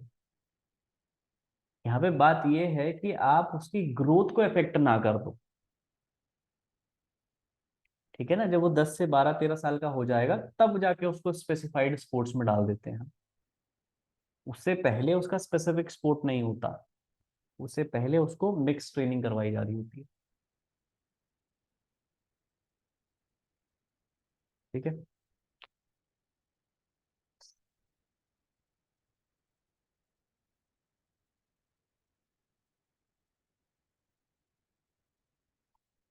मैं 18 में पावर तो कोई दिक्कत नहीं है। पावर लिफ्टिंग तो अंडर अंडर 12 के भी कंपटीशन, अंडर 14 के भी कंपटीशन होते हैं पावर लिफ्टिंग के।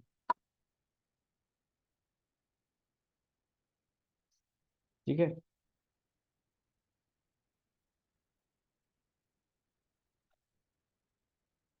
चलो अभी पहले ये समझ लो, बाद में देखेंगे कि इसका कैसे बनाएं उसका कैसे बनाएं। पहले हमारे मेन टॉपिक पे बात करते हैं।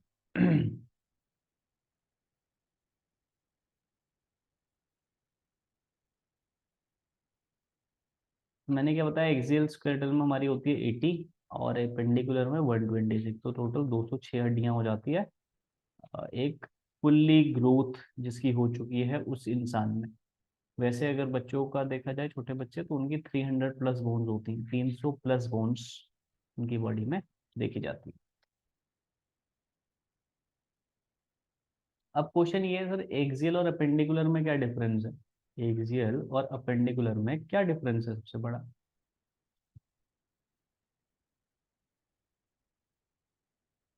एक्सियल स्केलेटन में जो बोन्स होती हैं ना, वो आपके वर्टिकल एक्सिस में जो बोन्स आ रही होती है उनको बोला जाता है। वर्टिकल एक्सिस मतलब, पहले आपको एक्सेस का मतलब समझाता हूँ इसमें।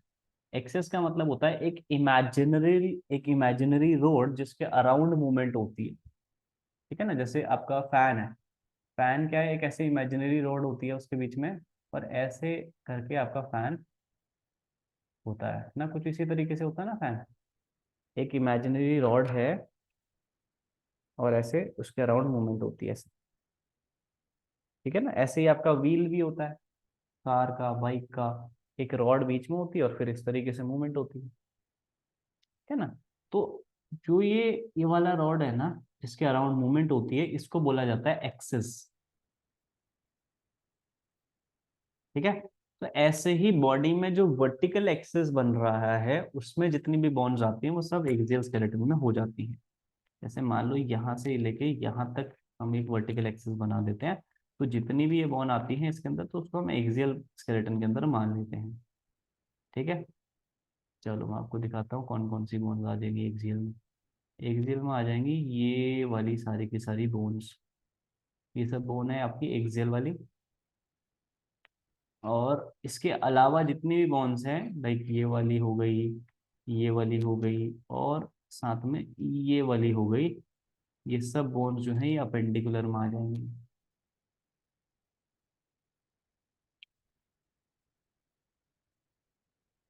ठीक है। चलो अब जब भी हम एनाटॉमी की स्टडी करते हैं तो हमें कुछ टर्मिनोलॉजीज पता होनी चाहिए, कुछ टर्म्स पता होनी चाहिए जो यूज होती हैं एनाटॉमी में। ठीक है। काफी कॉमन सी टर्म है, देख लेते हैं एक बार। जैसे ऊपर टॉप वाले एरिया को हम बोलते हैं सुपीरियर, या फिर उसको हम बोल देते हैं क्रेनियल। ठीक है। और बॉटम वाले एरिया को हम क्या बोल देते हैं, उसको हम बोल देते हैं इंफीरियर। ठीक है। बाहर वाली तरफ को हम बोल देते हैं लैटरल, बाहर वाली मतलब अवे फ्रॉम द बॉडी। और बॉडी के बीच वाले को हम मीडियल कह देते हैं। ठीक है। और फ्रंटल साइड को, आगे वाली तरफ को हम बोल देते हैं एंटीरियर, और ऐसे ही बैक वाली तरफ को पोस्टीरियर कह देंगे। तो ये टर्म्स आपको याद रखनी है। और जब भी हम एनाटॉमी को पढ़ते हैं तो याद रखना हम कुछ इस तरीके से पढ़ते हैं, कुछ ऐसे। मतलब ये जो थंब वाली साइड है ये बाहर होती है, ऐसे ऐसे नहीं पढ़ते, ऐसे। ठीक है। चलो अब बोन्स की बात करते हैं। सबसे पहले आती है हमारी स्कल बोन्स। ठीक है, स्कल, खोपड़ी वाली हड्डियां। अब ये स्कल के अंदर बहुत सारी बोन्स आती हैं वैसे तो, इन टोटालिटी हम स्कल कह देते हैं। क्या क्या आती हैं देखो। सबसे पहले ये जो फ्रंटल वाला पार्ट है, बिल्कुल आगे माथे वाला पार्ट, इसको हम बोल देते हैं फ्रंटल बोन। क्या बोलते हैं इसको हम, फ्रंटल बोन। ऐसे ही इसके जस्ट पीछे वाली जो बोन है ये वाली, इसको हम बोल देते हैं ऑसिपिटल बोन। ठीक है। उसके बाद हमारा आ जाता है थर्ड जो है, वो है पैरिटल बोन, साइड। ठीक है, पैरिटल बोन। उसके बाद थर्ड हमारा आ जाता है टेम्पोरल, इसी के जस्ट नीचे, टेम्पोरल। देन हमारा आता है sphenoid and ethmoid bone. Sphenoid and ethmoid, ये कहाँ पे, एथमोइड तो हो गई हमारी आईज के जो अराउंड आपकी जो हड्डी बनी हुई है एथमोइड, और स्पीनोइड ये माथे के अंदर। ठीक है। ये सारी बोन्स जो हमारी हैं ये क्या है आपकी, स्कल बोन्स हैं। ये टोटल हम बोल देते हैं इसको स्कल, स्कल के अंदर इतनी सारी बोन्स होती हैं। ठीक है। उसके बाद आती है हमारी ईयर बोन, है ना, कान की हड्डी। ईयर बोन में हमारी तीन बोन आती है, इनकस, मॉलस एंड स्टेप्स। ठीक है, ये तीनों बोन्स आती हैं। बस एक चीज याद रखना है, जो स्टेप्स वाली है ना, ये सबसे छोटी हड्डी है बॉडी की, याद रखना है इस बात को। Shortest bone of the body है ये।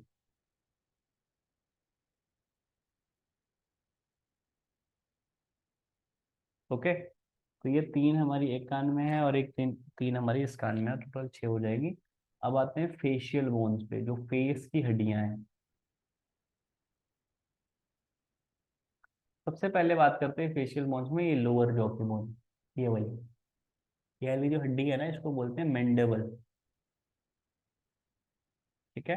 इसके बाद जो अपर जॉ का बोन है, ये वाला, इसको हम बोलते हैं मैग्जिली। ठीक है, मैग्जिली। उसके बाद आती है हमारी जाइगोमेटिक, ये जो चीक बोन है ये वाली, ये बोन है, इसको हम बोलते हैं जाइगोमेटिक। उसके बाद आ जाती है हमारी नेजल बोन, नाक की हड्डियां। तो नाक की हड्डियों में सबसे नीचे जो बलित परत है, ये इस तरफ सबसे नीचे और इस तरफ सबसे नीचे, इसको हम बोल देते हैं क्या, इसको हम बोल देते हैं इंफीरियर नेजल कॉन्चे। ठीक है। उसके बाद आती है इसके ऊपर वाली बोन, जिसको ये वाली बोन जो है, ये और ये, इसको हम क्या बोलते हैं, इसको हम बोलते हैं नेजल बोन। ठीक है। उसके बाद जो ये नाक के ऊपर ये ब्रिज बना रही है ना, ब्रिज, ये, इसको हम बोलते हैं वूमर। ठीक है। उसके बाद आती है हमारी लैक्रिमल बोन। लैक्रिमल ये कहाँ पे है हमारी, जस्ट हमारे, ये जो आंखें है ना, आंखों के अंदर वाली, ये जो ऊपर वाला हिस्सा है, ये दोनों तरफ, इसको हम बोल देते हैं लैक्रिमल बोन। ठीक है। तो ये सारी जो बोन्स हो गई, ये हमारी हो गई फेशियल बोन्स, फेस की हड्डियां जो है। ओके। अब आते हैं हम नीचे।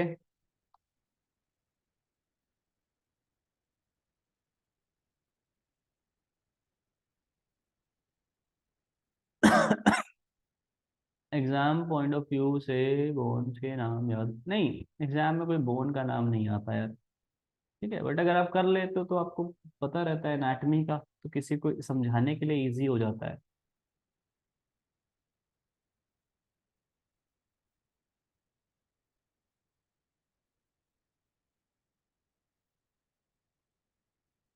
ठीक है, आगे बात करते हैं। नेक्स्ट क्वेश्चन है, कौन सा छोटा, स्टेप्स जो है, स्टेप्स, ये है आपकी शॉर्टेस्ट बोन।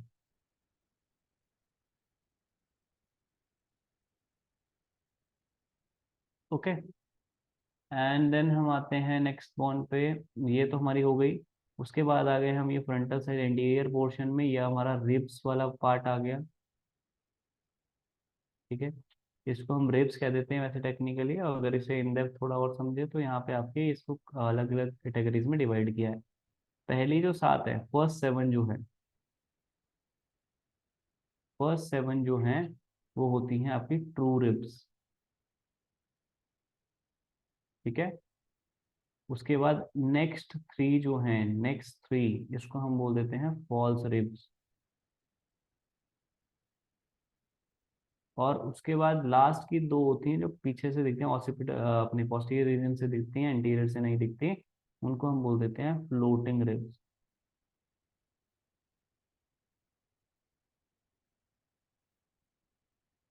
कहाँ पे होते हैं यार ये जो हमारी रिब्स हैं, रिब्स, पसलियां। ठीक है।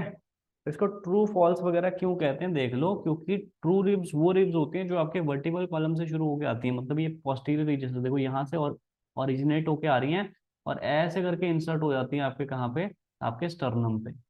इनको बोलते हैं ट्रू रिब्स। उसके बाद नेक्स्ट 3 जो होती हैं वो होती हैं फॉल्स रिब्स।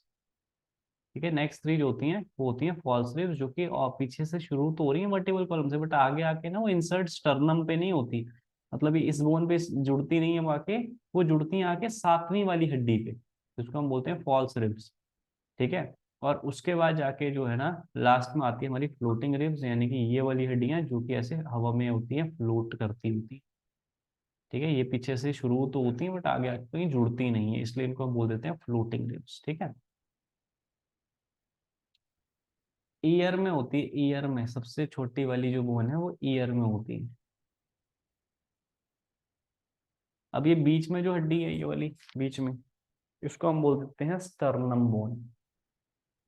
ठीक है, स्टर्नम बोन। उसके बाद हम और आगे चलते हैं, पोस्टीरियर रीजन पे बात करते हैं, ये हमारा पोस्टीरियर पार्ट हो गया।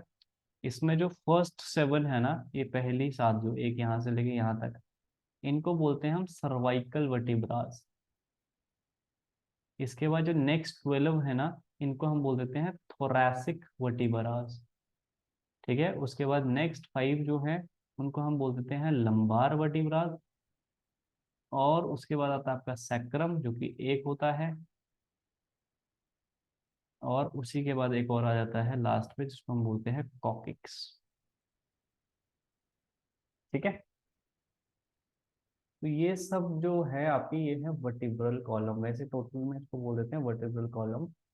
और और ये सब इंडिविजुअल बोन से याद रखना, ठीक है। ठीक है, ये सब आपकी इंडिविजुअल बोन्स हैं।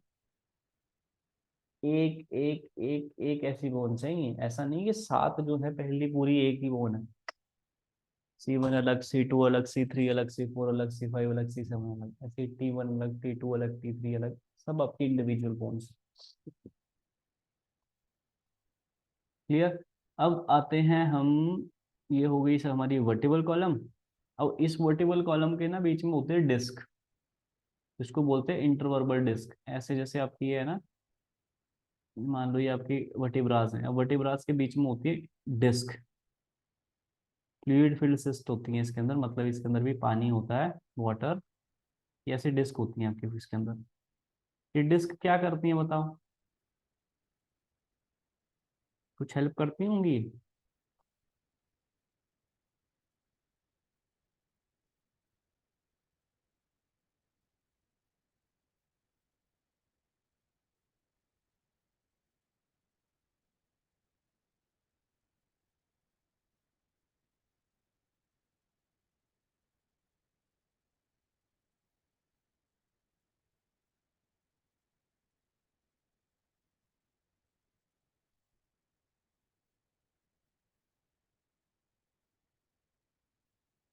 नहीं, कार्टिलेज नहीं है, इसको बोलते हैं इंटरवर्बल डिस्क।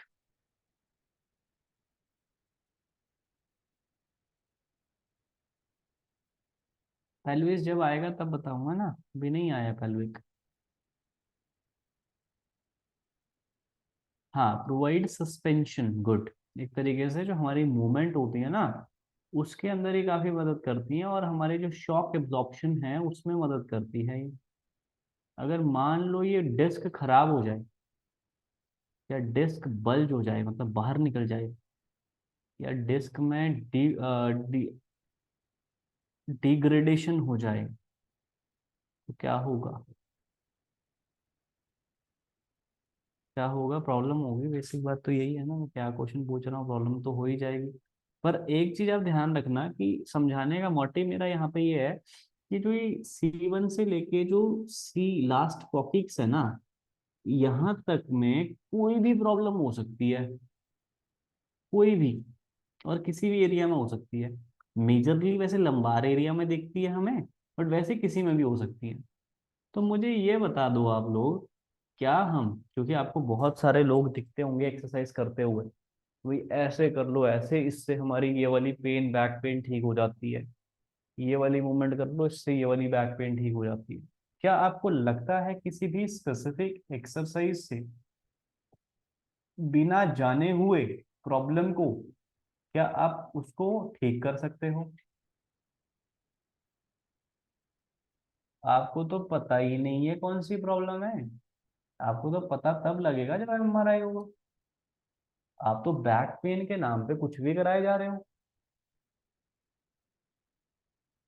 समझ रहे हो, इसमें तो 100 तरह की प्रॉब्लम हो सकता है यहाँ पे सर्वाइकल स्पॉन्डिलाइटिस हो सकता है डिस्क बल, जो डिस्क आपकी बाहर निकल गई हो सकता है डिस्क हर्निएशन हो, आपके डिस्क में हर्निया हो चुका हो सकता है डिस्क में आपके लंबार एरिया में जो डिस्क है वो डिग्रेड हो चुकी हो, मतलब उसके अंदर से जो फ्लूइड है वो निकल चुका हो सकता है कि डिस्क प्रोलैप्स हो गई हो। भैया इतनी सारी कंडीशन, आप बोल रहे हो कि ये एक्सरसाइज कर लो इससे ठीक हो जाएगा, आप हो सकता है आप जो एक्सरसाइज करवा रहे हो उससे और प्रॉब्लम बढ़ जाए।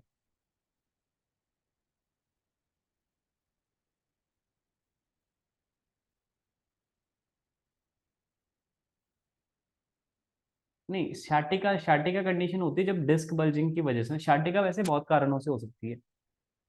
अगर आपकी पेरिफॉर्मिस मसल टाइट है तो भी शाटिका हो सकती है, कि पेरिफॉर्मिस मसल के अंदर से आपकी शाटिक नर्व जाती है, सबसे बड़ी नर्व है वो ऐसे निकल के जाती है, और बिल्कुल आपके, बिल्कुल पाँव के तल नीचे तक जाती है, अपने कैल्केनियल रीजन तक। ठीक है। तो अगर मान लो मेरी मसल के बीच से नर्व जा रही है और मेरी मसल टाइट है, तो क्या करेगी, इसको पिंच करेगी, पिंच। और मेरी अगर नर्व पिंच हो रही है, अगर मेरी नर्व दब रही है, नर्व का काम क्या होता है, आपकी सारी इंफॉर्मेशन को कैरी करना, आपकी सारी इम्पल्स को ट्रेवल करवाना। ठीक है, तो अगर ये नर्व ही दबना शुरू हो जाए तो क्या पूरे जिस जहां जहां इसके एक्शन हो गए वहां वहां पेन होगा, मतलब ऐसे पेन आपका जाएगा लोअर बॉडी में, ऐसे रेडिएट करेगा, वो रेडिएट करेगा नीचे की तरफ को, फैलेगा पेन। दर्द कमर से शुरू होगा और कमर से चलता चलता चलता चलता नीचे के पांव तक जाएगा दर्द। उसको बोलते हैं शैटिक नर्व, शैटिक प्रॉब्लम, शाटिका बोल देते हैं। वो हो सकता है वो पेरिफॉर्मिस के टाइट होने से भी हो सकता है।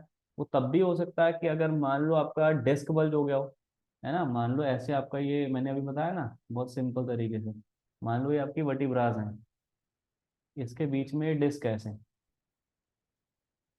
ठीक है, ये डिस्क ऐसे, मान लो ये डिस्क ऐसे बाहर निकल गई है, बाहर निकल गई, अब यहाँ से साइड से इसके नर्व जा रही है, ये नर्व जा रही थी सीधी सीधी सीधी ऐसे।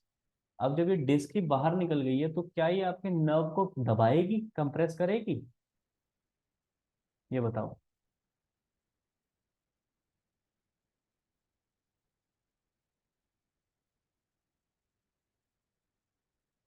दबाएगी ना, क्योंकि वो बाहर निकल गया डिस्क।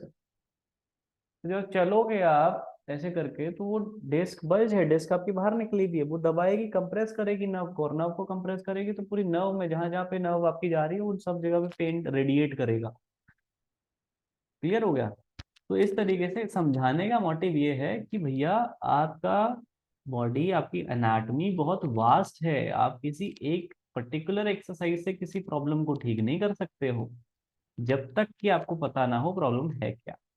ये मैं क्यों बता रहा हूँ, क्योंकि बहुत सारे डैश डैश डैश इन्फ्लुएंसर्स, बहुत सारे लोग जिनको पता ही नहीं एक्स वाई जेड एनाटॉमी का, वो लोग ये गाइड कर रहे होते हैं कि अच्छा ये वाली एक्सरसाइज कर लो, इससे ये पेन चला जाएगा, ये वाली एक्सरसाइज कर लो, इससे ये पेन चला जाएगा, जबकि उनको पता ही नहीं कि पेन किस रीजन की वजह से हो रहा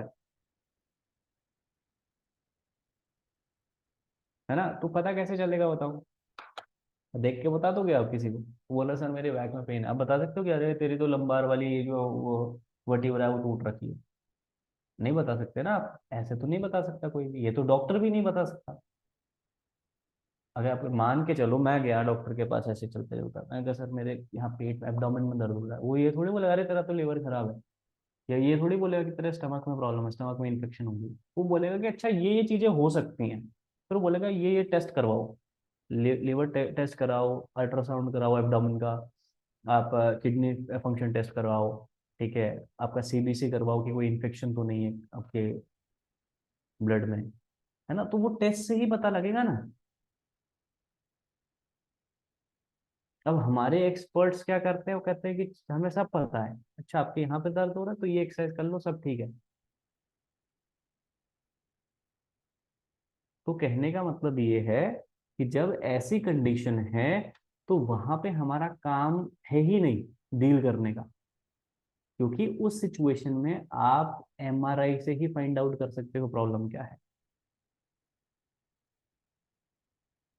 तो आप उन्हें बोलोगे कि भाई सर कि आप एक बार एमआरआई कराओ क्योंकि ये बड़ी कॉम्प्लिकेशन लगती है। हाँ अगर आपको लग रहा है, अगर वो बोल रहा है सर मेरी तो पहले कभी जिंदगी में नहीं हुआ, कल मैंने एक्सरसाइज कर ली थी उसकी वजह से मेरा ना डिस्कम्फर्ट फील हो रहा है, फिर आपको पता है कि ये एक्सरसाइज करने की वजह से ही हुआ है, इसने गलत कर लिया या ओवर स्ट्रेच कर लिया, इसकी वजह से हो रहा है, फिर आपको पता है, फिर आप बोलते हो कि सर ये कर लो, स्ट्रेचेस कर लो जिससे थोड़ा रिलीफ मिल जाएगा और एक दो दिनों में अपने आप रिकवर हो जाएगा।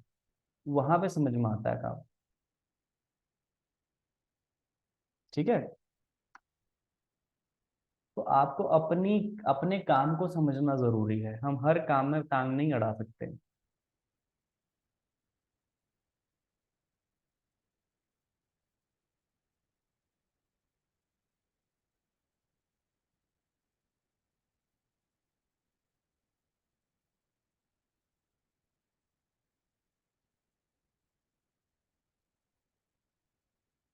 What to do if this problem occurs while workout, कैसी प्रॉब्लम और किस वर्कआउट में होती है, आपको कैसे पता लगेगा ये प्रॉब्लम हो गई है उसको। अगर ऐसा कुछ हो गया है तो आपको कुछ नहीं करना है, आपको सिर्फ उसको रेस्ट करने के लिए कहना है, आपको उस समय पे उसकी मूवमेंट को रोक देना है और उसको डायरेक्टली कहाँ भेजना है, हॉस्पिटल।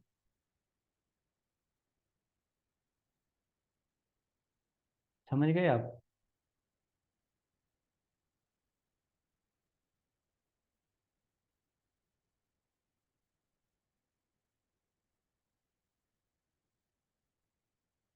क्लियर होगी बात ये?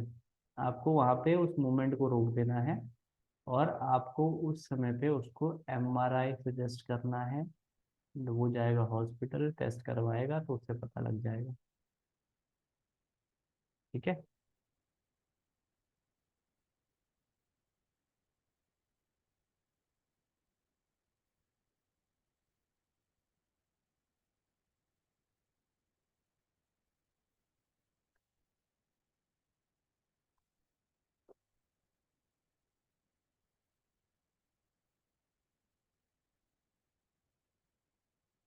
चलो, अब ये हो गया हमारा वर्टिबल कॉलम। ये हमें पता है कि क्या कितनी वर्टिब्रास है, वो सब चीज।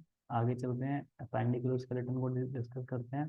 ये बोन आपको दिख रही है, ये पोस्टीरियर एंगल में, इसको हम बोलते हैं स्कैपुला, शोल्डर ब्लेड। ठीक है। उसके बाद ये एंटीरियर पोर्शन में आते हैं, ये वाली बोन आपको दिख रही है, ये वाली बोन, ये यहाँ से जा रही है, इसको बोलते हैं कॉलर बोन या क्लेविकल बोन। ठीक है, क्लेविकल बोलते हैं टेक्निकली, वैसे कॉलर बोन भी कह देते हैं। अब जब ये स्कैपुला, ये वाली बोन, और ये क्लेविकल, ये वाली बोन, और इसमें एक ये ना स्कैपुला का ऐसे स्पर टाइप निकला होता है बाहर की तरफ से, एक स्पेस निकला होता है बोन का, उसको हम बोलते हैं एक्रोमियन प्रोसेस। ठीक है। अब ये जब तीन पार्ट्स आपस में बाइंड जुड़ते हैं ना, तो ये एक स्पेस बनाते हैं, एक कैविटी बना देते हैं ऐसे। कैसी कैविटी? कुछ इस तरह की कैविटी बना देते हैं ऐसे। और इसमें फिक्स हो जाता है हेड ऑफ ह्यूमरस। ये हमारा ह्यूमरस बोन है, ये वाला। ठीक है, जहाँ पे बाइसेप ट्राइसेप होती है ना मसल, ये बोन को हम कहते हैं ह्यूमरस बोन। अब एक कैविटी बनी, ग्लेनोइड कैविटी बोलते हैं, इसमें फिक्स हो जाएगा आपका हेड ऑफ ह्यूमरस। ठीक है। तो क्या बन गया ये अपना शोल्डर जॉइंट। अब ये है ह्यूमरस, नीचे आपके दो बोन्स हैं। अंदर वाली जो मीडियल वाली साइड बोन है उसको बोलते हैं अल्ना, लेटरल वाली साइड जो बोन है उसको बोल देते हैं रेडियस। ठीक है, ये वाली बोन हो गई रेडियस और ये वाली बोन हो गई अल्ना। ठीक है, दो बोन्स हैं यहाँ पे। उसके बाद यहाँ पे होती है आपकी कार्पल बोन्स, ये इधर पे। ठीक है, रिस्ट बोन जो होती है कार्पल बोन्स कहते हैं इसको। टोटल 8 होती हैं ये, छोटी छोटी सी। ठीक है, अब कार्पल बोन्स के बाद आती है मेटाकार्पल्स, यहाँ से लेके जो यहाँ तक एक्सटेंड करती है ये। ठीक है, ये हो गई क्या? ये हो गई मेटाकार्पल्स बोन। ठीक है, और उसके बाद आती है आपकी फेलिंजेस, जो आपकी फिंगर्स है ना, फिंगर वाली बोन्स। मेटाकार्पल्स ये हो गई जो यहाँ से कार्प, ये कार्पल थी 8 यहाँ पे, कार्पल से ये आगे जो जा रही है यहाँ से यहाँ तक, ये हो गई मेटाकार्पल्स। और ये फिंगर की जो बोन्स हो गई, ये हो गई फेलिंजेस। क्या बोलते हैं इसको हम? फेलिंजेस। चलो, अब आगे चलते हैं, पैल्विक को देखते हैं। अभी ये देखो, पूरा जो ये बोन है ना, इसको इसको वैसे हम बोल देते हैं पैल्विक बोन। ठीक है ना। बट ये पैल्विक के अंदर डिफरेंट स्ट्रक्चर है। ये वाला जो पार्ट है ना, ये वाला साइड है, इसको बोलते हैं हम इलियम। क्या बोलते हैं इसको हम? इलियम। ये वाला जो पार्ट है, ये वाला, इसको हम बोलते हैं ईस्चियम। ठीक है, और ये वाला जो पार्ट हो जाता है, इसको हम बोल देते हैं प्यूबिस। ठीक है, ये तीन पार्ट्स को मिलकर के आपका बनता है क्या? आपका बनता है पैल्विक बोन। पूरे को हम पैल्विक कह देते हैं। ठीक है, पूरे को हम बोल देते हैं पैल्विक, दोनों तरफ से। ये एक पैल्विक है और एक ये पैल्विक है, तो दो है पैल्विक बोन बेसिकली। ओके, और बनते तीन स्ट्रक्चर को मिलके हैं, तीन पार्ट्स को मिलके बनता है। एक ये इलियम वाला पार्ट, ये ईस्टियम वाला पार्ट, और ये प्यूबिस वाला पार्ट। ठीक है, और ये पेल्विक बोन, जब ये तीनों बोन मिलती हैं आपस में, तो ये बना देती हैं अगेन एक कैविटी। जैसे ऊपर बनी थी ना एक कैविटी, वैसे ही एक कैविटी यहाँ पे भी बनती है। इस कैविटी को तो हम बोल रहे थे ग्लेनॉइड कैविटी। इस कैविटी को हम बोलते हैं एसिटाबुलम। क्या बोलते हैं हम इसको? एसिटाबुलम। अब इस एसिटाबुलम के अंदर क्या फिक्स हो जाता है? Head of femur. जो हमारा थाई वाला बोन है ना, इसको बोलते हैं फीमर। लॉन्गेस्ट बोन है ये बॉडी का। ये क्या है? ये लॉन्गेस्ट बोन है ये बॉडी का, लॉन्गेस्ट एंड स्ट्रॉन्गेस्ट बोन है बॉडी का। इसके बाद आ जाते हैं आपकी पटेला, जो ये आपकी नी कैप दिख रही है आपको, गोड्डे के आगे, घुटने के आगे जो दिखती है, वो है पटेला बोन। ठीक है, और पटेला बोन के बाद नीचे आ जाते हैं हम, दो बोन्स नीचे और हैं। अंदर वाली साइड वाली जो बोन है इसको बोल देते हैं टिबिया, और बाहर वाली साइड की जो बोन है इसको बोल देते हैं हम फिबुला। ठीक है, तो दो बोन यहाँ पे हो गई। इसके बाद यहाँ पे एंकल पे जो बोन है, जैसे ऊपर रिस्ट पे जो बोन थी उसको हमने कार्पल बोला था, आठ थी वो। अब यहाँ पे जो बोन है ना, जो एंकल पे है, उसको हम बोलते हैं टार्सल। ऊपर वाली कार्पल, नीचे वाली टार्सल। और इसमें होती है एक एक पाँव में सात हड्डियां टार्सल में। ठीक है, देन टार्सल के बाद आ जाएगी मेटाटार्सल। जैसे ऊपर कार्पल के बाद आई थी मेटाकार्पल, जो ऊपर यहाँ से लेके यहाँ तक फिंगर्स तक लेके जा रही थी बोन को। ऐसे ही पाँव में भी एंकल से लेके जो आगे तक बोन लेके जा रही है फिलेंजेस तक, ये मतलब इधर तक, ये उंगलियों तक जो बोन जा रही है, ये देखो ऐसे लंबी सी, ये हो गई मेटाकार्पस, सॉरी मेटाटार्सल। ठीक है, और अल्टीमेटली फिर आपकी जो आगे फिंगर्स है ना पाँव में भी, इनको हम बोल देते हैं फेलेंजेस। ठीक है, तो ये हो गया पूरा आपका स्केलेटल सिस्टम। तो अब एक बार जल्दी से इसमें ना टाइप्स ऑफ बोन देख लेते हैं, फिर खत्म करते हैं चैप्टर को। टाइप्स ऑफ बोन मतलब कि किस तरह की, किस टाइप्स की बोन्स आपकी बॉडी में है। ये चार पांच तरह की बोन्स हम मान लेते हैं बॉडी में, इनके स्ट्रक्चर के हिसाब से। ठीक है, लॉन्ग बोन में देखो, ये पांच कैटेगरीज में आपको वैसे ही दिखा देता हूँ, इसमें क्या बहुत कॉमन सी हैं, आप देख के ही बता दोगे। इनमें से बताओ लॉन्ग बोन कौन सी है। लॉन्ग बोन, लंबी हड्डियां, ह्यूमरस, टिबिया, सॉरी आपका अल्ना रेडियस, और बताते रहो।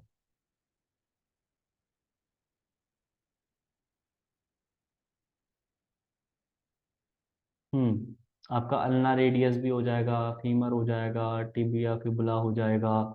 ये सब आपकी लॉन्ग बोन्स हैं, देखने से ही पता लग रही है। ठीक है, उसके बाद शॉर्ट बोन्स बता दो चलो। छोटी सी है जो हड्डियां, छोटी छोटी सी। कार्पल मेटाकार्पल अपना जो कार्पल्स है, मेटाकार्पल्स है, फेलेंजिस है, सब शॉर्ट बोन्स है। ईयर बोन्स जितनी भी हैं, इनका स्मॉलेस्ट टेपर, सब छोटी बोन है, सब शॉर्ट बोन्स है। ठीक है, ये भी आपको पता लग गया, सिंपल है। ठीक है, नहीं वर्टिब्रास नहीं आएंगे। वर्टिब्रास जो है ना वो आपकी आती हैं इरेगुलर बोन्स के अंदर। उसकी शेप क्या है ना, इरेगुलर है, तो शेप के हिसाब से हम डिस्कस कर रहे हैं ना, तो उसकी इरेगुलर शेप है, कुछ इस तरीके की होती है वर्टिब्रास। ये ऐसे एक दूसरे के अंदर एंटर करी होती है, तो इसकी इरेगुलर शेप होती है, इसलिए हम इसको इरेगुलर बोन के अंदर मानते हैं पूरी वर्टिब्रा को। ठीक है, उसके बाद आता है हमारा flat bones. Flat bones, flat वही चपटी, जैसे हमारा फोन है या अपना लैपटॉप है, एलईडी है, ये सब फ्लैट बोन्स हैं, सॉरी फ्लैट का एग्जाम्पल है। और ऐसे ही जो बोन होती है चपटी टाइप की, उनको फ्लैट बोन कहते हैं। अब इसमें आता है आपका स्कैपुला, इसमें आता है आपका स्टर्नम, इसमें आता है आपके स्कल बोन्स, जितनी भी हैं ये आपकी फ्लैट बोन टाइप होती हैं। ठीक है, इरेगुलर तो मैंने बता ही दिया, वर्टिबल कॉलम। और लास्ट बच गई आपकी सिसमोइड टाइप की बोन, सिसमोइड। सिसमोइड बोन में एक आपकी आती है बोन पटेला, इसको हम सिसमोइड कह देते हैं, क्योंकि ये बाकी कैटेगरी के अंदर फॉल नहीं करती, हम इसको सिसमोइड बोन कंसिडर कर लेते हैं। ठीक है, तो इस तरीके से सारी की सारी आपकी जो बोन्स है वो इन टाइप्स में आ जाती है। ओके, तो आज हमने डिस्कस किया कुछ हद तक स्केलेटल सिस्टम और फंक्शंस के बारे में, और बायोलॉजिकल एज, क्रोनोलॉजिकल एज, वो सारी बातें हमने जान ली। उसके बाद हम उससे पहले हमने डिस्कस किया टॉक टेस्ट, और वो ये सारे टॉपिक्स आज हमने डिस्कस किए। ठीक है, अब इस हफ्ते की तो क्लास आपकी ख़त्म हो गई ना, अब हम जुड़ेंगे सीधा ट्यूसडे को। रिब्स का वन किस में आएगा, चलो बताओ, आप लोगों के लिए है क्वेश्चन।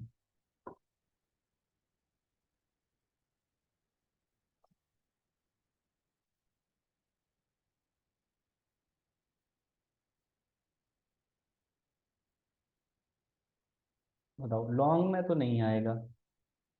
शॉर्ट में भी नहीं आ सकता, सिसमोइड में भी नहीं आ सकता, बचे दो, एक इरेगुलर और फ्लैट। आप किस में कंसिडर करना चाहोगे?